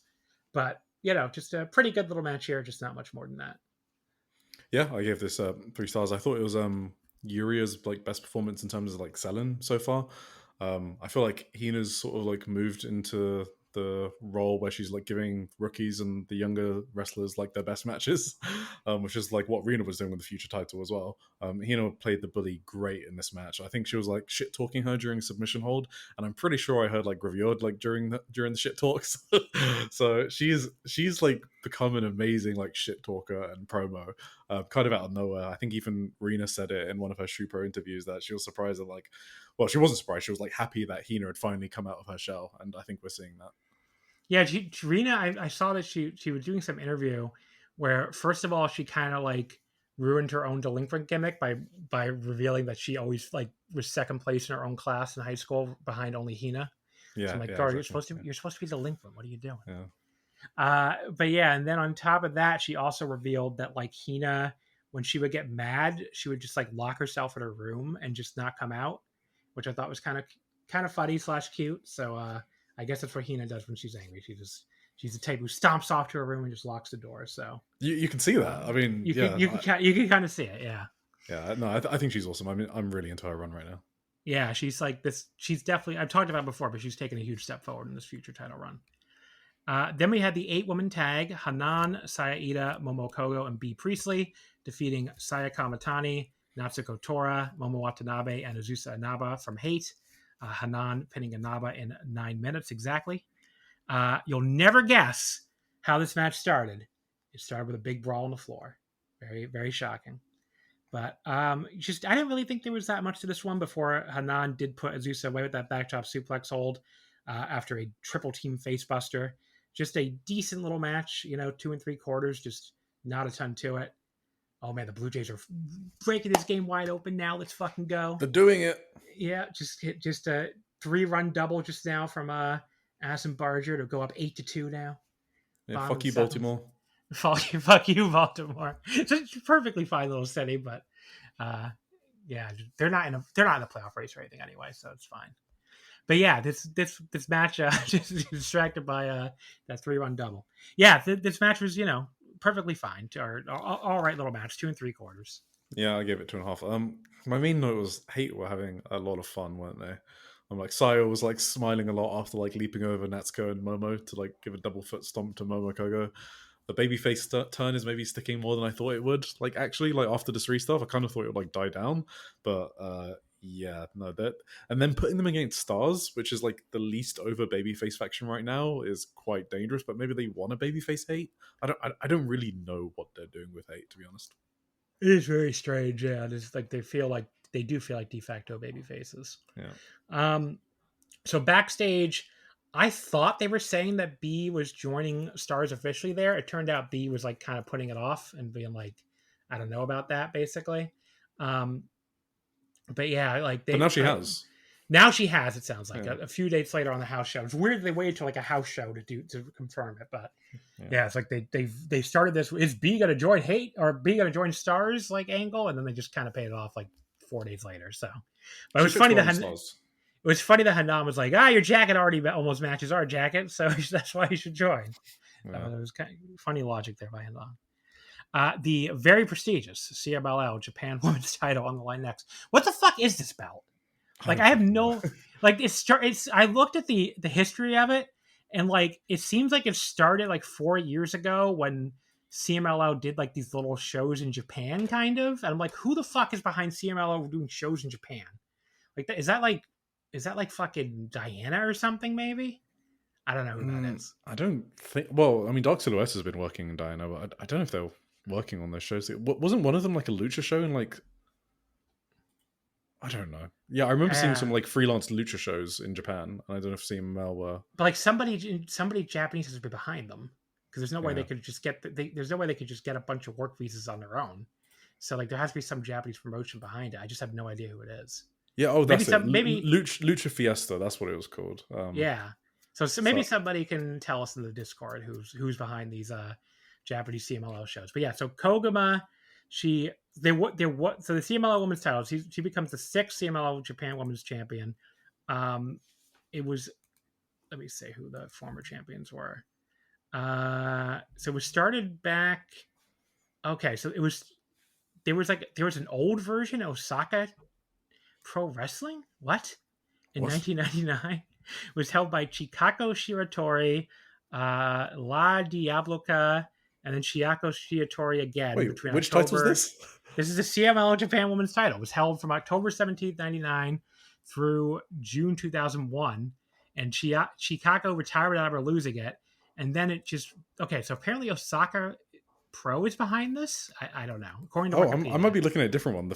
You're looking at Wikipedia on Cage Match. Yeah. The first holder is Dallas La Caravana. Yeah, so then it gets reactivated in January 2020, and apparently they're not considering the old belt part of the lineage. So now she's the first champion.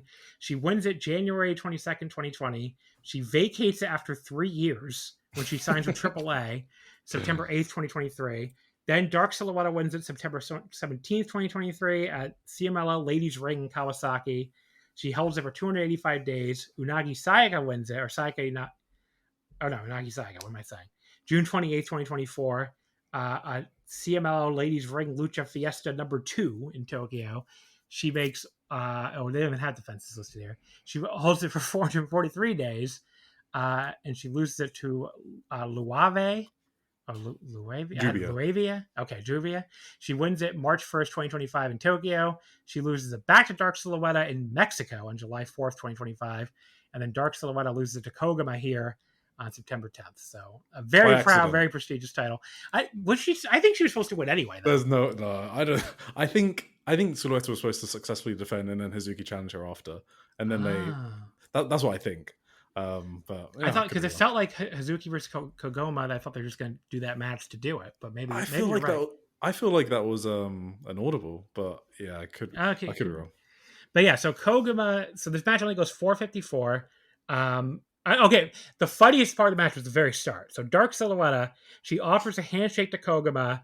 Koguma takes it, and then Silhouette immediately nails her, and the announcers just go, Darkness Day. Like, yes, she's a heel because her name is Dark. Yes, she is. So I thought that was funny. Yeah. So just the way they said Darkness Day, I thought that was really funny.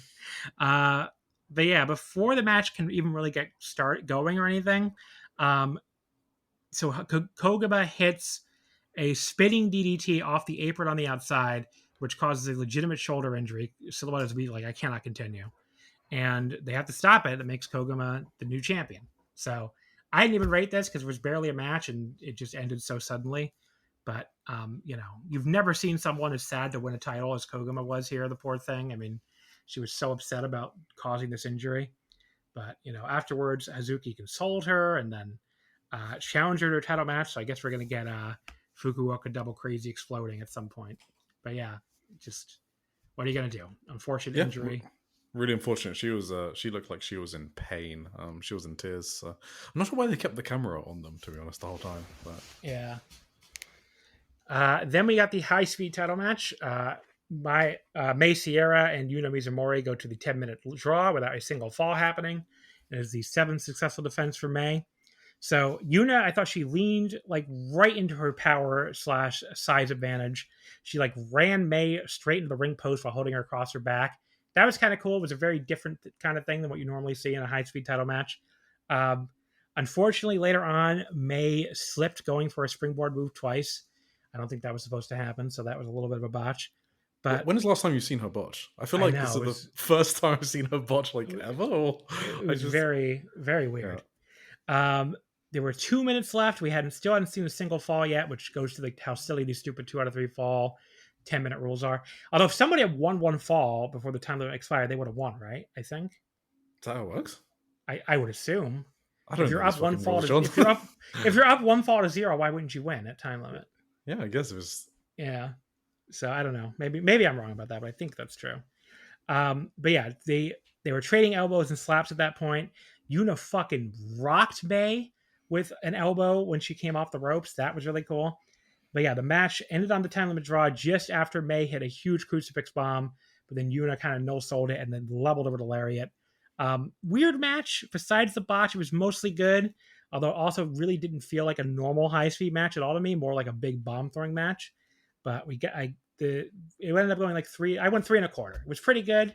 Just didn't like move me or anything. And the weird rules always limit these things, I feel like. Yeah, I thought this match was really good. I went 3.5. I was very much enjoying myself. Thought there was a lot of really cool spots. Yuna is just really fucking good, right? Like she can do any style of wrestling. Like one of the greatest things I think about Stardom is like how good their mid card is, and like Yuna, Saida, Carrara. Like, what are we doing here? Like it's just fucking stacked. I thought she was great in this match. I like that Mei can do all this high speed shit, and then also has one of the coolest release German suplexes. She also almost took Yuna's head off with a drop kick. Yeah, I thought this was really fucking good. So I think they're going for like a singles match, 15 minutes, 1 fall after. So I'm excited about that. There you go.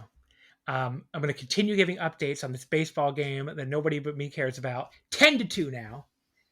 Bottom of the 7th. That's really good. That's 8 difference. Yeah, exactly. I mean, double-digit runs here, and they can't come back from that, right? No, not. They're very, very little chance. If they do come back from that, you'll hear me crying on the air because it's like that'd be a all-time collapse, especially against a bad team. And we still have 2 people on base with nobody out in the bottom of the 7th. So Baltimore cannot get any outs here in the 7th inning for some reason. So just running away with it now. They actually should have had an out in that last play, but the shortstop let the ball go right under his glove, which they might call that an error. But it might have been one of those ones where sometimes if I'm going to explain the game of baseball to Snazzy some more here. If a player who is fielding the ball is supposed to be able to make the play and he doesn't make it, they call that an error on the fielder, and they don't give the batter a hit. But if the batter, if the ball was really, really tricky, which that one was kind of tricky off the bat, then sometimes they'll take mercy on the fielder and not call it an error. What the fuck does a tricky ball mean? So that the ball is coming off the bat is very slow and rolling in a weird way kind of thing. Yeah, that's kind of what they mean by a tricky. Doesn't that mean the batter did really well? No, because it's kind of just a lucky one off the bat. Oh. It's just kind of just bounced in a weird way. Like a normal good hit is to get the ball in the outfield. It's just a little tricky infield single, I guess is what they would call it. But yeah, is baseball a big sport in America? Yeah, I think it's either probably the 3rd most popular now after football and basketball, I think. Compared to basketball, is it half the size or? No. It's definitely a lot closer to basketball than football. Yeah, I mean, the baseball, I think the basketball TV ratings are better, but baseball has much bigger stadiums, and a lot of the teams fill them. I mean, some of the teams don't. Some of the teams have really embarrassing crowds, but yeah, I think for popularity, basketball's ahead, but I don't think the gap is nowhere near as big as it is between football and everything else in America. Yeah. So, but yeah, baseball. Let's go to Blue Jays. Yeah, let's go. Love Blue Jays. 11-2 now. Just keep tacking on the runs. So, the next match is for the Artist of Stardom title, your main event of the evening. Actually, I should mention the post match. They for the high speed, they told backstage the other members of Kozen basically tried to cheer Yuna up and told her not to give up. You didn't lose, so you should go for it again. But May seemed to say she wanted to face Hazuki for this title, and also Waka came out to challenge. So May seems to have a lot of challengers for this belt still. I didn't see the Hazuki thing. That's cool. Yeah, May said that either backstage or in an interview after. So she said she views Hazuki as the ultimate high speed wrestler and wants to face her. So yeah. You see the crowd boo when Waka. Yeah, the crowd was not happy with Waka showing up. Yeah. They're like, "What is this fucking comedy wrestler doing here?" So yeah, get the fuck out.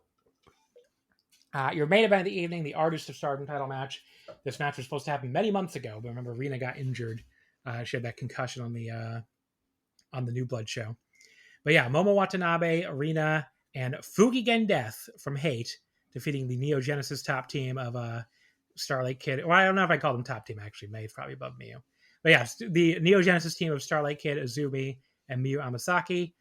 Konami pinned Starlight Kid in 20 minutes exactly to become the 35th Artist of Stardom champions.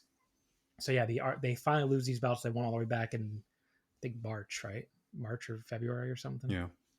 But yeah, this was they started this out with a Azumi Arena Slugfest. That was a quite fun, as you'd expect. Yeah. This was by far the match of the show. Fukigen got a Chaos Theory German on Azumi. I was like, where the fuck did that come from? I just have all caps for that. I was like, what the fuck did I just see? It's the clown. Payoff, the fucking payoff from all the O'Connor finishes she's done, the O'Connor Raw finishes. Oh my god, amazing. The clown did a Chaos Theory. There was this really cool triple team spinebuster by Neo Genesis with Miyu doing most of the work, I guess because she's the tallest, and the other two just kind of helping. They did look cool though. And that was followed up by a moonsault from Starlight Kid on Konami, but she kicks out. The ref gets distracted, which let Rina hit Starlight Kid with a chair. Konami put her in a sleeper, and Rina and Fukigen were both preventing her partners from making the save. But Konami eventually just dumps Starlight Kid on her head with a sleeper suplex. Very cool spot. Starlight Kid no-sells it. Konami then follows up with a German suplex hold, and Azumi and Miyu are just barely able to make the save. Konami eventually gets Starlight Kid back in the sleeper, though, and she has no choice but to submit. It's interesting. Are they going to do another Konami Starlight Kid white belt match? Is that you and me both really loved that last match, right? Yeah, we're the only ones, so I'd be into it. That match was fucking awesome. So yeah, no, I'm into this if they do.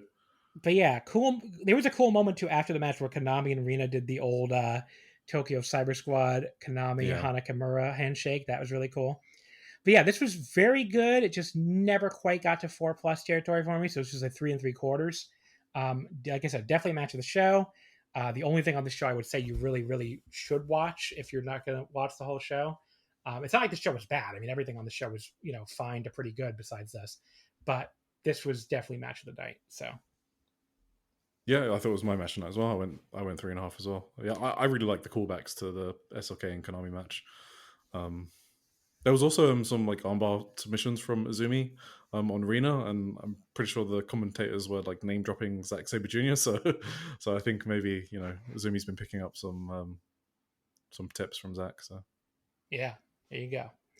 So yeah, pretty like underwhelming Stardom Korakuen by the 2025 standards, but like. Not a shock if you looked at the card on paper. So which was always just about the post match. So obviously Stars came out. Yeah. Which I think is like a nice filler defense, and I like the sister dynamic between Rina and Hanan. Yeah, so it's Hanan, Saida, and Momo Kogo. Yes. And it gives the V1 some substance, to use the sister relationship.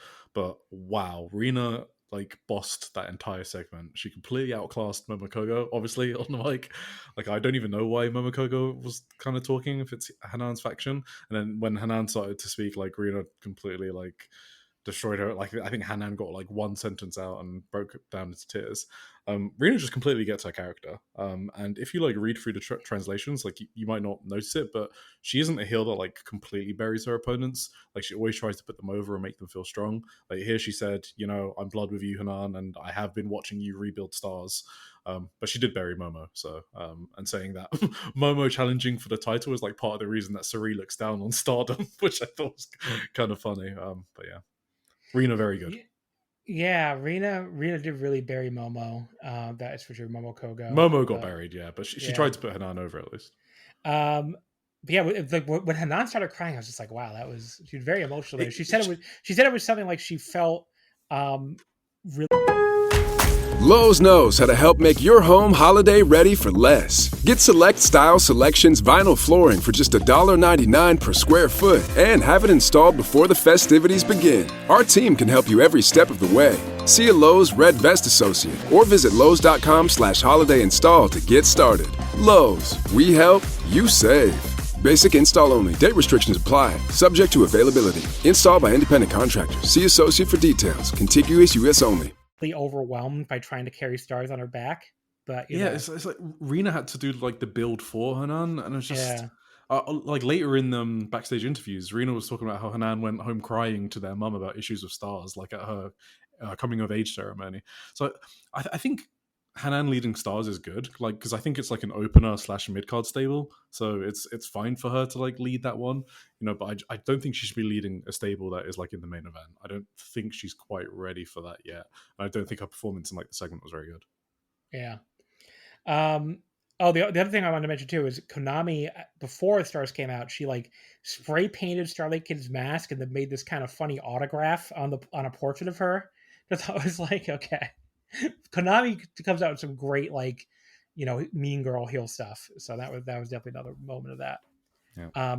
She also pointed out at the end, everyone in Hate is now a champion except for Momo Watanabe. Yeah, that was kind of subtle, wasn't it? Yeah. Yeah, and Momo did this funny thing where when Konami said that, she did like pantomime the crown in her head, like, I won the fucking 5-star. Yeah, and then Konami was like, oh yeah, that's right. Yeah. Yeah. So still an enjoyable little Stardom show, just not like essential viewing or anything. I watched the Friday show from Niigata too. Don't have to go full review because it's pretty standard house show stuff. Really nothing. Yeah, I don't even have any notes. I did watch it, but no notes. Yeah. I didn't see the Saturday show yet because, or the Sunday show yet because I was watching the Dream Star show. So I'll probably catch up with that later. But yeah, they were in Kanazawa today. Tomorrow they're in Nagano because it's a holiday in Japan. So it's like another 1 p.m. start time. And then they have like a while off because they're off. What is this thing? Present Stardom special match. There's like a boat race. Oh, boat race. Yeah. They do. I think they do this a lot. But yeah, it's at the Shimonoseki boat race West Stand. So you basically have to pay 100 yen to get into the boat race, but other than that, you don't have to pay anything for the shows. I guess it's like a way to get them like exposure in like a different little festival atmosphere, probably is what I would guess. But yeah, that's coming up on Saturday. It'll probably be like a little mini show. So that's next Saturday, the 20th. Then they're in Fukuyama on Sunday, the 21st. And then the following week, there'll be 2 shows that will actually be well, the Osaka show will be probably a little big because the Osaka shows are always a little bit bigger than the house shows. So they're in Osaka on the 23rd, Tuesday the 23rd. And then the big Korakuen is Saturday the 27th at Korakuen Hall, which is the Azumi versus Sai Kamitani double title match now for both the strong women's title and the red belt, which I assume Sai is going to win because they're really going all in on trying to get her the MVP, like the overall MVP this year, not just the Joshi MVP. And I feel like they're going to keep giving her these, look, she's a double champion now, like that kind of thing. So I thought she was just going to win the title, to be honest, after winning it. She could do that too, I guess. But yeah, I think it's another way that they're going to try to like push her, because they're really the MVP push is really heavy right now. If you look at like the Japanese press and everything, like they really want her to win that award, and I feel like they can probably sense she has a real opening because there's really not a lot of great competition this year on the male side. I mean, Goto lost the title halfway through the year. Ozawa lost the title halfway through the year and is injured now and is not even going to be able to win the N-1 like he was probably supposed to. I mean, if they give it to fucking Takeshita for winning the G1 when he barely wrestles in Japan, that'll be so stupid. Let's go, Takeshita. No, they got to give it to Sai. But, I mean, like Takeshita to me is the only contender because they had given it to people just for winning the G1, but it'd be so fucking stupid if they give it to Takeshita this year. So I think Sai should win it. She should be the first woman to win the overall MVP, but we'll see what happens there. But yeah, so we're going to cover those Osaka and Korakuen shows on Omakase, not next week's show and the following week. So obviously the Sai Azumi one is huge. So I cannot wait for that fucking match. That match is going to be a banger as well. Based on their 5-star match. And the Osaka show is selling pretty well too. So I mentioned the Korakuen is almost sold out. The Osaka show, front row reserved S is sold out. Under 25 seats and women only seats are sold out. Reserved A is on few left, and reserved B does have normal availability, but still like 9 days left. We'll see if that show also sells out. But yeah, that's the Osaka Ideon 2 show on the 23rd. Okay, so there's your Stardom talk. Unfortunately, we have to go to Noah now because why is this fucking? Oh my god, this fucking N-1 victory! Did you just sit up in your chair, getting ready for Noah? Yeah, I did kind of. I guess getting ready to bury it. Oh my god. Okay. So the N-1, when I decided to cover it, I'm like, okay, this tournament's not that long. It'll be perfect to cover throughout September. I really regret that decision because these fucking shows. Show 1, the very first show from the Korakuen was a pretty damn good show. It wasn't like an amazing show or anything, but there was some really good stuff on that show, and I enjoyed it. Shows 2 through 4 were all pretty fucking bad. There was just nothing great on these shows at all. There's one match on these 3 shows I have at 3.5 stars. Nothing above that. So that is the level of output we're getting on these shows. I mean, no one is taking these shows seriously as big shows. It's just a fucking house show filled with singles matches. And you get the single cam and no commentary. Obviously hurts the way it comes off when you're watching on television, but that's not an excuse either because the fucking Stardom 5-star shows had a lot of single cam, no commentary. Not single cam, because they did have like multiple camera angles, but no commentary. And like they still managed to come off like big shows because the fucking wrestlers treat them like big shows. So, just nothing happening on these shows. We're going to get into going one by one here. Just, there's just nothing to these shows. I did not watch the undercard tags. I think you did, so you can give some thoughts if you want. But the first one was night 2 on Thursday, September 11th from the Okayama Convention Center. The show drew acclaimed 420 fans. I'm always very skeptical of these round numbers, and it looked pretty empty. The All Japan Champion Carnival show in the same building is 725, so 420 not a good number anyway, even if it was the real number. But yeah, the opener was Dragon's Bane, Alpha Wolf, and Junta Miyawaki defeating Alejandro, Kai Fujimura, and Kotogi in 842. Any thoughts on this? I think you'd said you No, watched these. this show I did not watch the undertags. Oh, For night okay, 3 and well. night 4 I did. But I mean, while we're here, like, are you a Daiki Odashima fan? I'm trying to like Yeah, he's widen good. the He's good. discourse He's around like good. Rookie of the Year, but I think he's awesome. Yeah, he's very good. And he was in the next match, which was Daiki Inaba and Daiki Odashima defeating Amakusa and Black Menso-Ray. Inaba pinned Menso-Ray only 22 seconds with a spear, so they didn't mention. I think they restarted. Actually, I think they. Oh restarted yeah, they did restart it. Yep, and then he beat him again in 3:43. So there you go. Yeah, but it's a Black Menso-Ray match, so I didn't pay much attention. Our opener for the tournament was Jack Morris defeating Ricky Knight Jr. in the B block in 10:23 with a Tiger Driver. They were both at 4 points here, keeping in mind that everybody had the extra 2 points from Ozawa dropping out after the Korakuen show due to his injury, which I think it's a dislocated ankle, right? I think it's the injury. Yeah, like a Lefranc injury or whatever it is. Yeah. Yeah. So I don't know how long he's going to be out exactly, but he's definitely out the rest of this tournament, which was a big blow, believe me, because these fucking shows could have used Ozawa. That's for sure. These are injuries like a huge blow, not just for like in-ring quality, because he probably would have just fucked around on these shows, but like part of the reason like the N-1 was exciting, at least for me, is because I wanted to see like how they would book him and who would be the winner. Like, were they playing like 5D chess when he dropped to Kenta, or do they just really like Kenta and not realize like what they have with Ozawa and what he did for them this year? So I kind of wanted to get the answer to that question, but I guess now I won't know. And I guess just on top of that, like I haven't really watched Noah for like the past decade. Like, has their audience always been like a lot of women, or is that like a recent thing with Ozawa and co? Okay. In the 2000s, they had a lot of women too because of Marufuji and Kenta, but I feel like it dropped a bit and now it's like picked back up again. But yeah, and I feel like Ozawa was like a part of that, so like I really want to see if he was like going to go all the way, or like what they were planning when he dropped to Kenta. That's kind of what I want to know. So I have another baseball game update that I got to give you because it's kind of funny. So we have a position player pitching instead of a pitcher. Yep. So do you know? So that happens when the team is giving up on the game, basically, and they just stick these position players out there to pitch, and it's so fucking funny because a normal pitcher will throw like a normal pitch anywhere between 90 to 100 miles an hour. A position player will just gently lob these pitches in there at like, and the radar gun will show like 33 miles an hour, which is so, because they just are not trying at all. They're just like, here you go, here's a little pitch.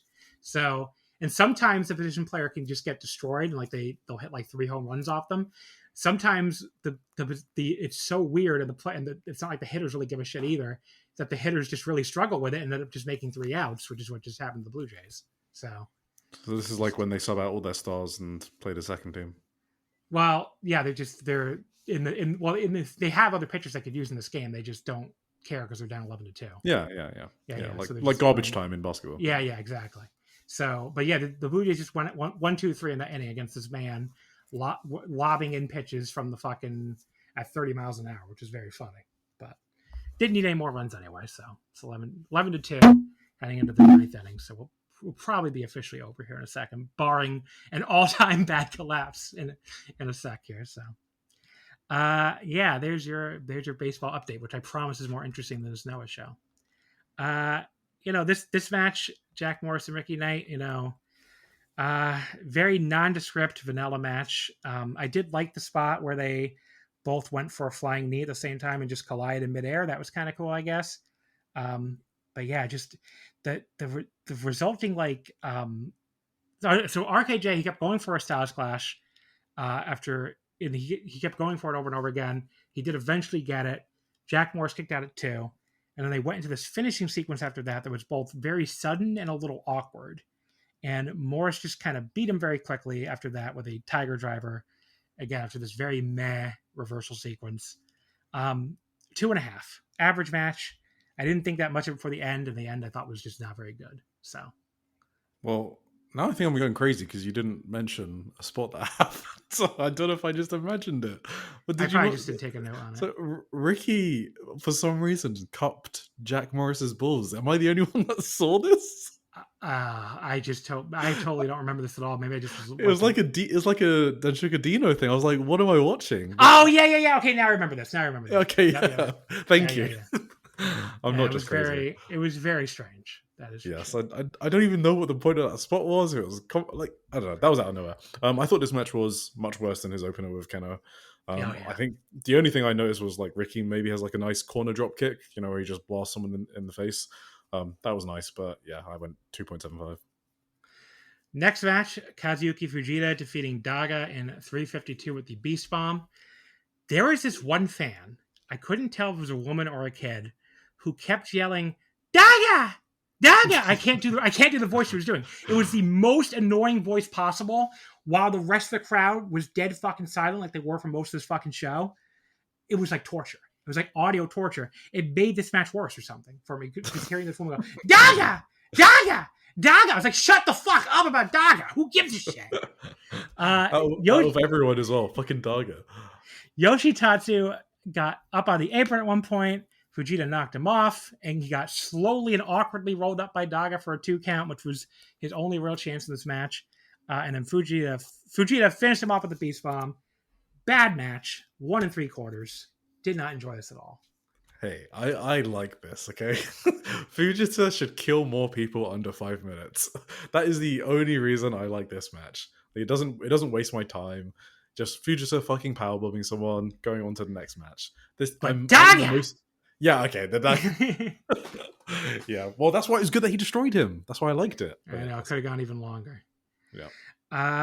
A block, Tetsuya Endo defeats Oka Sasaki in 10 minutes and 30 seconds with the modified shooting star press. They have both been winless going into this, so it was Endo's first win.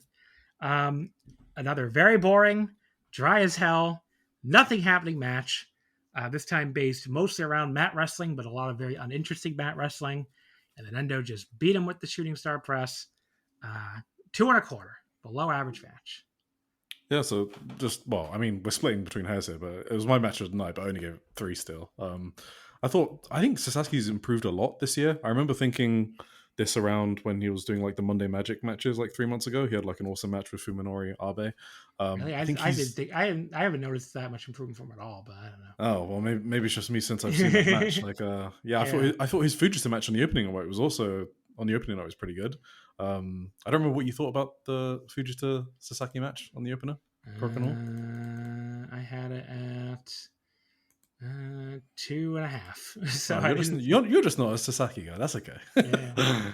Yeah. No, I mean, even if it wasn't amazing, I did enjoy this match, and I think Endo's doing really well as well. But I still only give it 3. Then we had Masa Kitamiya defeating Kaito Kiyomiya in 11:33 with the Stranglehold. This is the one where it's like, okay, if we're going to get a great match of the show, this is probably going to be it. And this was not a great match. It had some kind of very corny punches to the gut and like selling at the very beginning that, didn't give me my hope for this to be a great match. Ended pretty quickly after that, which is like, I don't know, it was like Masa like pounding on his gut and kind of being like, oh! I'm like, okay, these two have it in like total house show mode here. Kaito does take a bump on the apron for getting sent to the floor. But, this was like, there was a good closing stretch where Masa kicked out of a Shining Wizard and a Tiger Suplex just for the 10-minute call. But, Kaito went up for the elbow. Yoshitatsu got on the apron to distract the ref so Tadasuke could grab his leg and stop him. And then Masa hit a big lariat back in the middle of the ring for a 2 count, a delayed pile driver for another near fall, and then got the stranglehold before Kaito tapped. Gentleman's 3-level stuff here. Did not even come close to saving the show, but it was totally fine.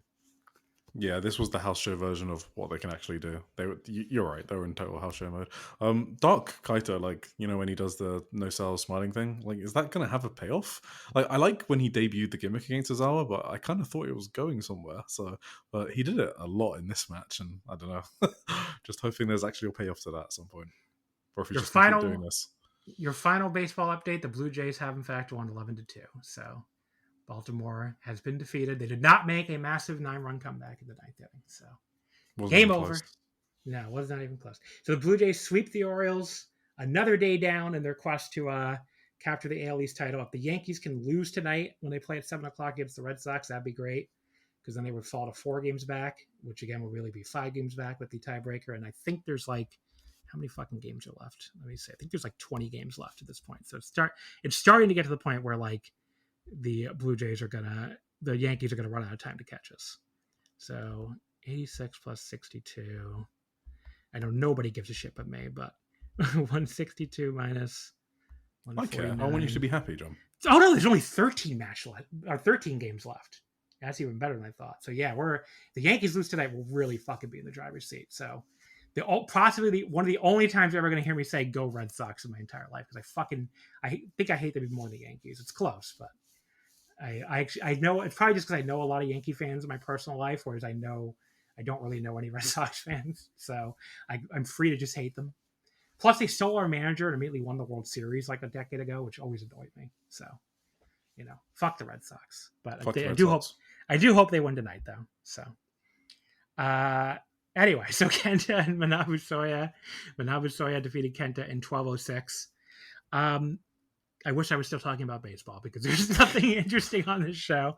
You'll never believe this, but it's another slow, plodding, nothing happening match. At least Kenta kicks him pretty hard, and Soya yells a lot, which is, that was more energy than a lot of other matches in the show were bringing. And Kenta did hit him with some hard slaps at one point, which again is like mana from heaven compared to some of the rest of the show. But then he follows it up with a very weak Bushiaku knee. I'm glad that wasn't the finish because it looked really, really weak. And then Soya just kind of hits a DT out of nowhere over the pin. So, whatever. Another match that just was perfectly fine. 3 stars. You didn't mention that Sawyer was a referee. He was Judgment Sawyer, who's meant to bring justice and soul into the ring. I think he debuted at the Sumo Hall show in May. Wait, why was he the ref in this match? I don't even remember. No. He was dressed as a ref when he came out to the ring. Why? Because that was his gimmick that he debuted at Sumo Hall in May. And well, I remember that, but why? Oh, because it was I think the match. Yeah, I don't think it was during that, but I think Kenta wanted to be checked out by him. I think it was like some storyline that I'm not really following, but Kenta was very happy when he was getting checked out. I see. Okay. Yeah, I wasn't following that at all either, so I guess I just didn't even take note of it. Yeah, no, it's fine. This match sucked though. Let's move on. I didn't think it sucked, but it was. I gave it 2.5. I thought it was very mid, but yeah. Okay. The main event, Naomichi Marufuji defeating Kano in 14:35. Marufuji ended up because he injured Ozawa in his match, obviously. So he's the only wrestler in B block that's going to wrestle all 7 matches, which feels like some kind of cosmic joke. But Kano at least was fired up as always. So he was bringing some much-needed life into this lifeless show. And they were both hitting each other hard, which again, I appreciated given how low effort much of the show was, throughout. We got a very close near fall for Kano after a cradle. I didn't love, though, that he then wasted time arguing with the ref like an idiot. But what are you going to do? There was the end stretch did have some kind of clunky counters and strike blocking, and it looked like both guys just got pretty gassed, especially Marufuji. But Kano hit a double stomp off the top to Marufuji's back. Marufuji kicked out of it. He hit a second double stomp to the stomach, but Marufuji just no-sold it and cradled him for the pin. I hate that fucking finish. Where you're getting your ass kicked, and instead of like just, I don't know, like you no-sell the finisher and just cradle the guy. I'm like, why would that even, I don't know. It's always never made logical sense to me.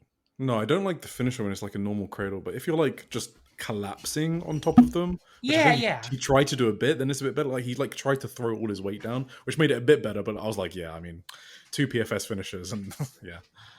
3.25. It was still my match of the night. I thought the fact that Kano even got this much out of Marufuji was impressive, but obviously nothing you need to watch.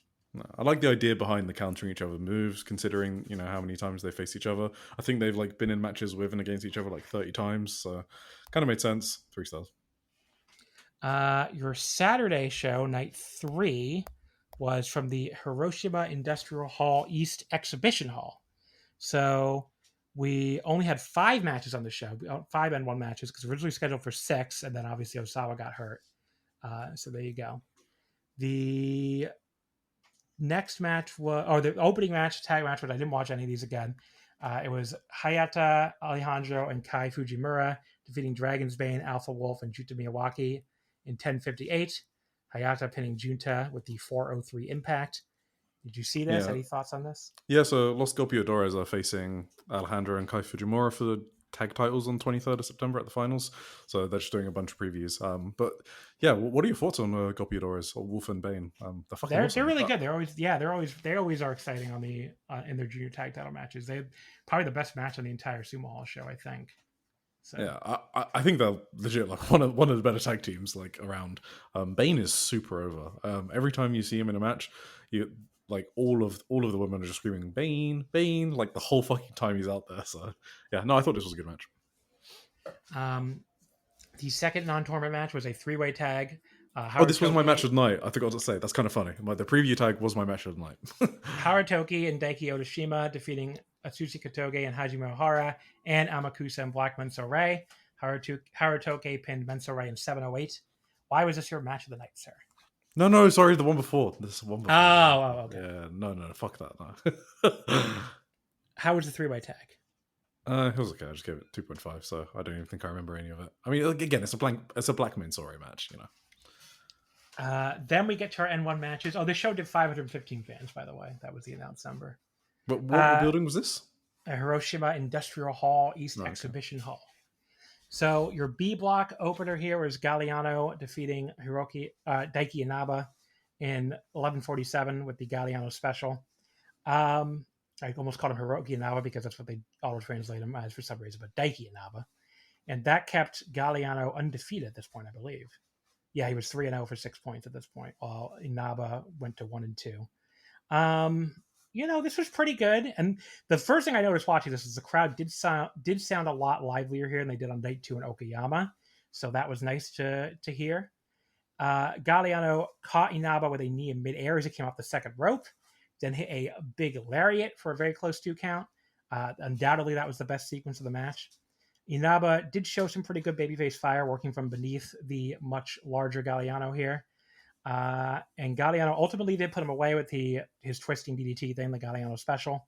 3 1/4, I thought it really picked up towards the end. And, the fact that we already had one match as good as anything on the last night was good. So. Yeah, I thought this match was a bit tame and maybe too cookie cutter. Which I mean, a lot of the matches are. They're just like hitting each other's moves and then one hits a finisher and then they pin. Like they're all very house showy, but Inaba's had some really sick matches like this year. Like I got into him when he was bleeding the hard way twice in a row against Takashi Sugiura. So when he's in these super intense, awesome, hard hitting brawls is when he's at his best. So in these tame ones, it's I struggled to buy him really. And I also struggled with Galeno as well.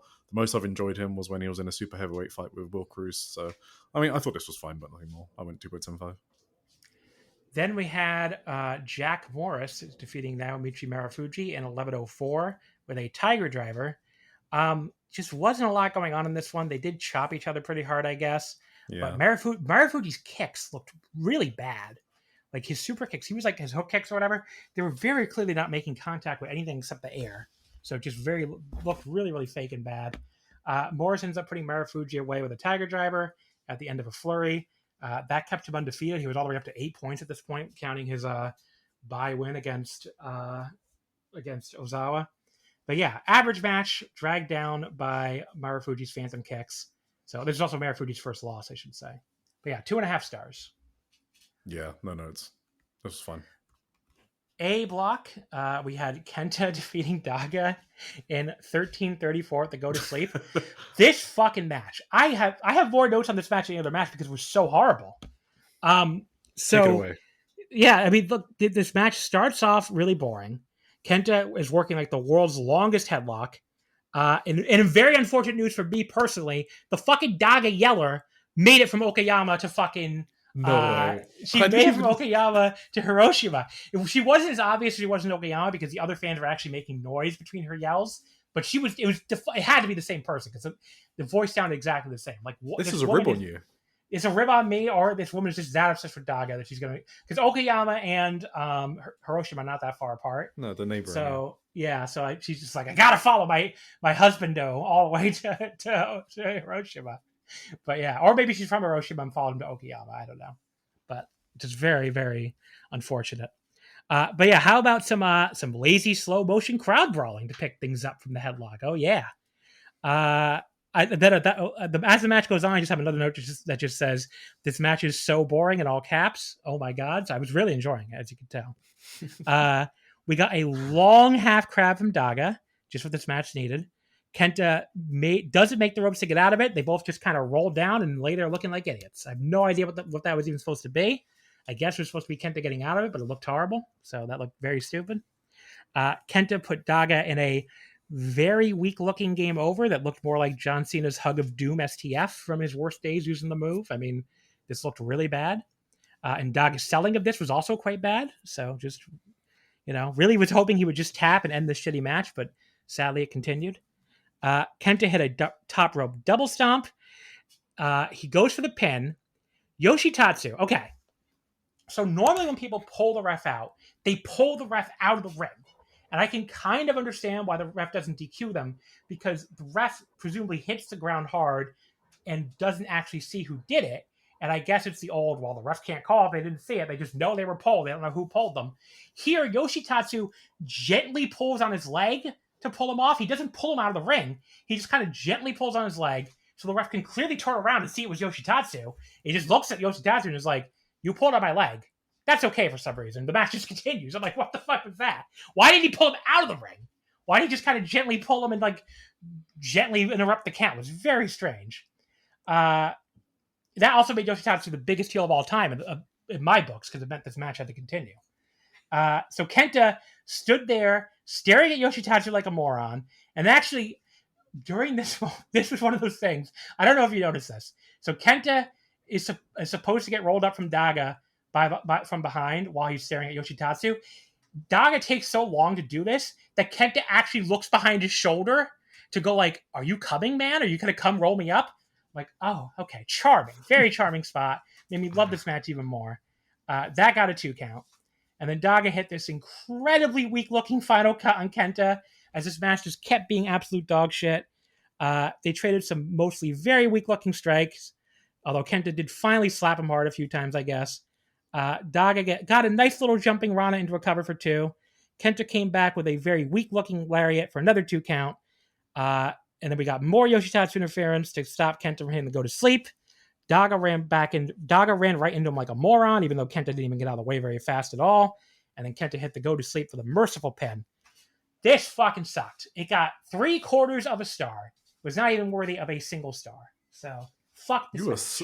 You were so locked into this match. You remember so many details. Well, it's one of those matches where I was like taking down all these notes. Like, why is this so horrible? Like all these other matches are just like bland and average or whatever, and you have nothing to take notes on. This match was so fucking bad that I was just taking all these notes. Like, what the fuck is going on here with these two? It was this match sucked. I gave it 2 stars, which is my lowest rating that I normally give. The only note I had was the bad lariat you mentioned that Kenta did. That stood out to me. It was so fucking bad. I had to write it down. The other stuff, I'm just so used to them being terrible at the interference spots. So I just kind of zoned that out. But yeah, everything you said is correct.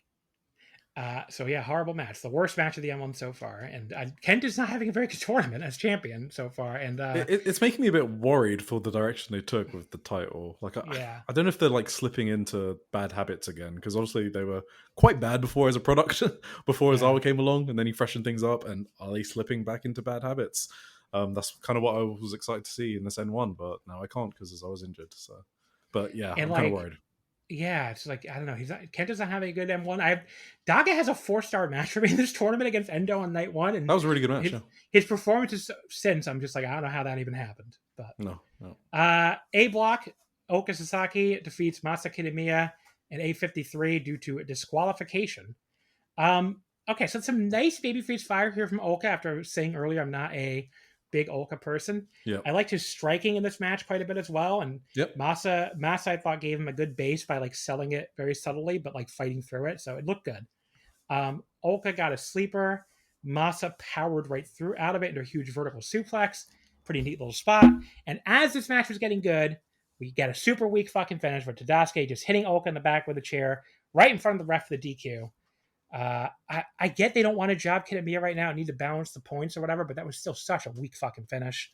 That finish was awful. Yeah. Kitamiya gives him a lariat, puts him in the stranglehold afterward.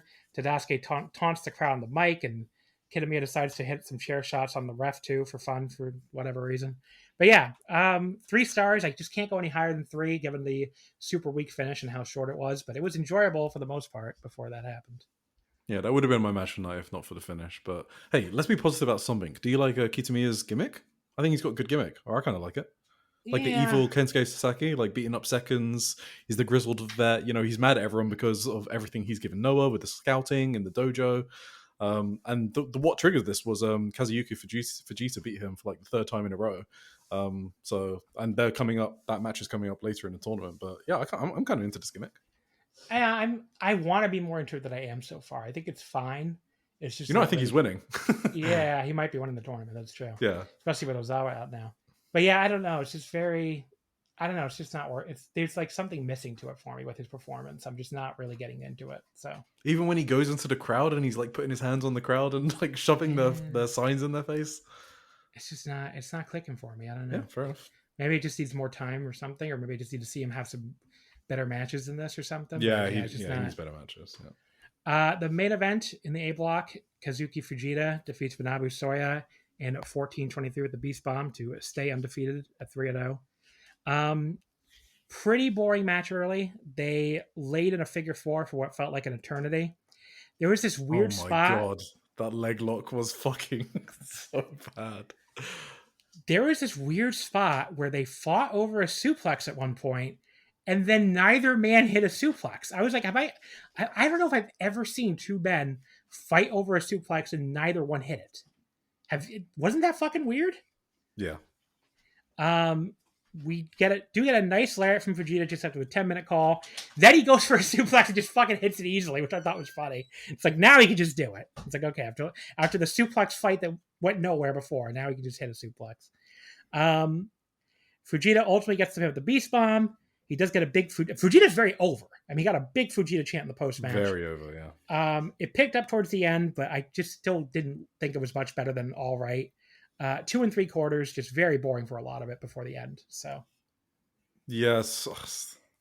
So he's been beating up people in like under 5 minutes. Obviously, they can't do that with Sawyer. So instead, we have to get like a 5-minute leg lock.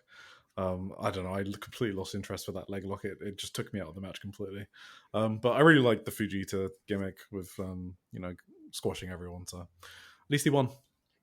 Yeah, I mean, the average rating for this night ended up being below night 2 for me because of the fucking Kenta Daga match, but the rest of the show was better than night 2. I mean, the crowd was more into it, and there was like some better stuff. So, but still nothing you need to watch. The last show we're going to talk about this week happened earlier today on the 14th, night 4 of the N-1 from Fukuoka, drawing 621 fans. The opening 6-fan tag was Alejandro, Kai Fujimura, and Daiki Odashima, defeating Galliano, Dragon's Bane, and Alpha Wolf. Alejandro pinned Dragon's Bane at 9:33. Did not watch it. Did you watch it? Yeah, I like this match. Thought it was pretty good. But yeah, Bane was super over once again. I think he's also a better worker than Alpha Wolf, just slightly in terms of skill. I kind of noticed it in this match when he had some sequences of Alejandro, which were really good. So Daiki tried to side suplex Galeno, which was, what a hero trying that.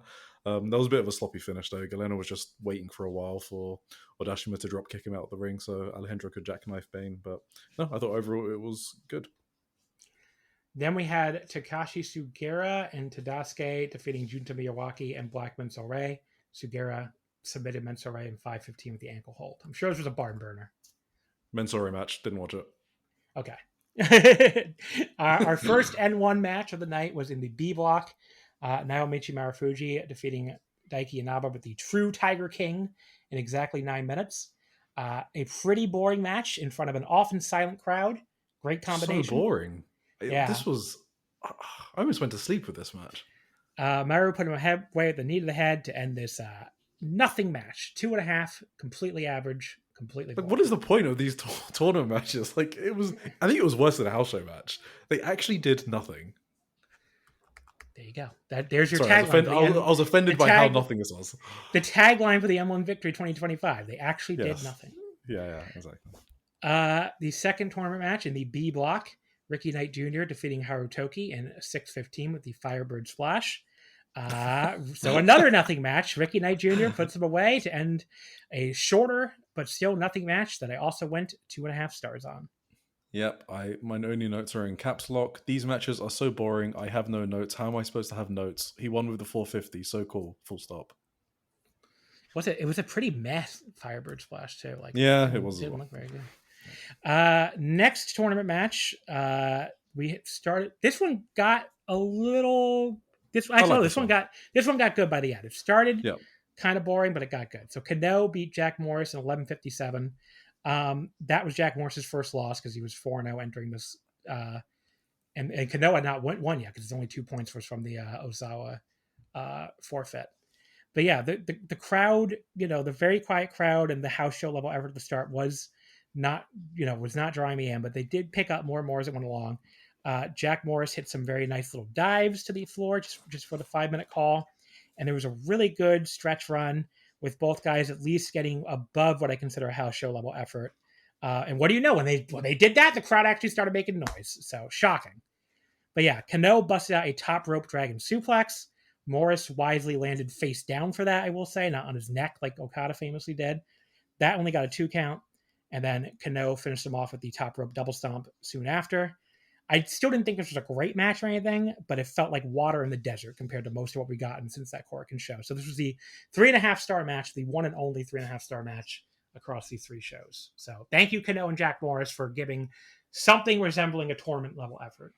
Yeah, they tried to break up the monotony. I think I went 3.25 in this. I thought it was pretty good. There was some nice suicide dives from Jack, which Mansouri was desperate to catch following what happened to Ozawa. He was like running around trying to catch Jack. I feel like Jack's been my, little 2.75, 3-star general this tournament. Like, he's trying to have good matches without getting too tired or killing himself. Like, some of the rest I feel like they're not bothering at all. I do feel like he is bothering a bit. He's been winning with the Tiger Driver a lot, so he teased it here, but since he was losing, he never hit it. That's kind of nice. Kano backstage laughing at us all, saying he's gotten to the final of the N-1 4 out of 6 times, and he's won it once. So do we really think he's not making it? So he said the N in N1 stands for Nakae, which is his surname. So there you go. Goto should demand royalties for that one. Yeah. Tetsuya Endo defeating Manabu Soya in 12:45 with the modified shooting star press. This match was fine. It just was really nothing special, although the crowd did get into it by the end. But yeah, it was total gentleman's 3 stuff for me here. Just, 3-star match, totally fine. Didn't drag like some of the other matches did, but didn't really like blow me away or anything either. No, I don't like the poison runners on big guys that can't bump for it. So it just looks like a back roll or something. I don't know. And they tried a poison runner, but it didn't look great. But the finish was really cool. Like, torture wreck bomb into burning star press. I like that. Our next match, Kazuyuki Fujita defeats Kaito Kiyomiya in 8:50 to stay undefeated while Kaito's still at 2 points. This was real craps. 8 minutes and 50 seconds with the Beast Bomb. What the fuck? So Fujita whips Kaito into the barricades around ringside to start. Kaito tries to come back with a Shining Wizard in the ring. Fujita blocks it so easily and casually, it makes Kaito look really bad, I thought. Like, he just kind of puts his arms out like, get the fuck out of here. It looked really bad for Kaito. And Fujita just kept shrugging off Kaito's offense. He hits a choke slam, hits a standing lariat, hits a Beast Bomb, folds him up and pins him. I know that Kaito geeked is kind of a cliche, and the Noah fans especially hate hearing it. Kaito got fucking geeked so hard here. Hey, he looked like it's Fujita. Fujita's on a winning streak. Kaito looked like such a fucking dork here, getting totally destroyed by this. Fujita is like so out of breath in these matches, and he's still just like destroying people. I don't know. The crowd also reacted like the live crowd loved it. I mean, they were cheering like crazy. They were chanting for him like crazy after he won. So the crowds loved Fujita. So you could say Noah's giving them what they want, but Jesus Christ, Kaito gets fucking geeked again. This was match was all right if you put aside Kaito looking like a total fucking jobber. But yeah, like I said, well, they all do next to Fujita. That's kind of the gimmick. He's destroying everyone. I think he's being built up for like Kitamiya to beat. Like, but I don't know what's not to love about Big Boss Fujita like waddling to the ring. Like, shit's about to go down. It makes me crack up. And then Kaito tries to slap the shit out of Fujita, but it doesn't work to break the hold. And then Fujita just open hand chops Kaito on the floor. Yeah, and then when he brings down his fucking straps, big power bomb. Kaito backstage is saying he's too damn sturdy. You're goddamn right he is, Fuck it. Throw Fujita in the Sumo Hall main event. Why not? So bad. This tournament's a meme anyway. Just go all the way with it. Commit to the bit. I went 2 3/4. It was all right, but Kaito looked like a geek, and Fujita just keeps getting blown up every match. So, mercifully, the last N-1 victory match we talk about in this show, Kenta defeats Masa Kitamiya in 15 minutes and 12 seconds. Kenta, before this match, takes a fucking hour to throw this fucking shirt into the crowd. And as you can tell, I am not enjoying this fucking show. So I'm just like, Kenta, can you throw this fucking shirt in the crowd already so we can get on with the fucking match? The match had just had a ton of like boring striking from Masa. He's like slowly pounding on Kenta in the ring. They go to the floor. There's more unexciting crowd brawling. They're just doing nothing here. The crowd does get behind Kenta. They're chanting for him loudly. But Masa is like, they get him back at the ring. He's slowly stomping him. He's slowly punching him. And I'm just like waiting for anything remotely interesting to happen in this fucking main event match of this fucking tournament. So Masa, he shoves Kenta in the ref just after the 10-minute call. That's what this boring as fuck match needed, a ref bump. Tadasuke comes in, tries to use the chair. Kenta takes care of him easily. Then he takes the chair and he throws it away like a good little idiot baby face. I'm like, you were in Bullet Club for like 6 fucking years or whatever. Like, why? Now it's a chair. I can't use a chair. Okay.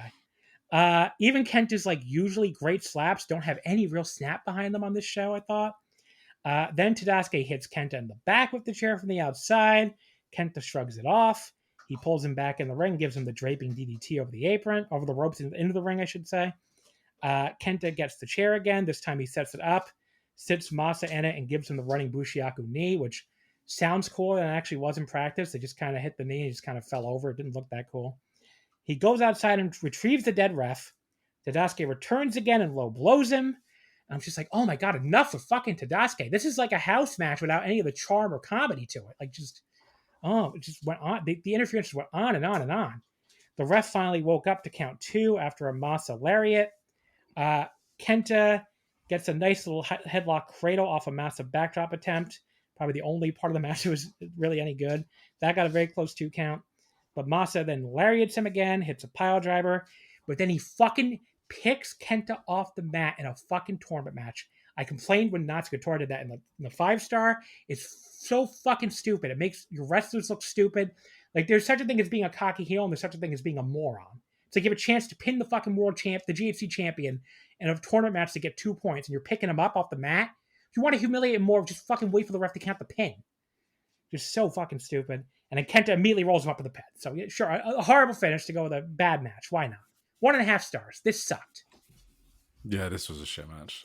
Yeah, I hate the ref bump. I hate the lifting him up for the pin. I fucking hate that spot so much. But this match made me realize that Kitami is probably winning N1.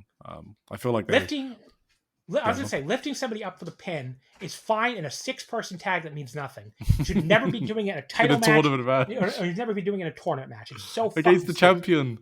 Against the champion. Yeah, no, that was bad. But yeah, I think Kitami is winning. Like I feel like this finish would like to protect him and to give Kenta a win against him. And I think he's probably going to go on a run. Top Fujita, beat Fujita as well, which, you know, he must be getting built for someone, Fujita. Like, he's squashing Kiyomiya, so that has to be for something. And then probably beating Galeno or Keno in Block B. And then probably winning the title. That's what I think right now. So there you go. 3 pretty nothing shows with a lot of bad stuff on them. So hooray for Noah, because this tournament has been horrible so far. I mean, I said it before. I think I said on the Discord, if I was not covering this tournament for this podcast, I would stop watching. Like that's how bad it's been to me. Like, I have no interest in continuing to watch it. I'm going to do it because, you know, I'm a psychopath and I want to cover it for the show since I started. But this fucking tournament sucks. It's just not been good at all. We'll see what it does to any attendances with Zawa out, or if it has any effect. But I'm kind of curious about that. The only thing the good things I can say about it are it's almost over. There's already only 4 full block shows left, and then the final. So it is going to go very quickly here from this point forward. And B, it's like, you know, it's besides the fact that it's almost over, there are some bigger shows coming up. Like maybe Ideon Osaka number 2 next week gets them to actually try. I don't know. Like, try more than house show level effort. But yeah, we'll have to wait and see. I'm not going to fucking hold my breath, that is for sure. Your standings at the end of night 4. Kazuyuki Fujita's 4-0 for 8 points. Endo is 2-1 for 4 points. And you have Kenta and Kitamiya both 2-2 for 4 points. Because remember, with these wacky nights off, some guys have wrestled 3 and some guys have wrestled 4. Kaito Kiyomiya, Daga, and Oka Sasaki are all 1-2 for 2 points. And then Manabu Soy is in last, 1-3 for 2 points. B block, Jack Morris is 4-1 for 8 points. Galliano is the only other undefeated wrestler still. He's 3-0 for 6 points. Wait, that's not. Is that right? Who, sorry?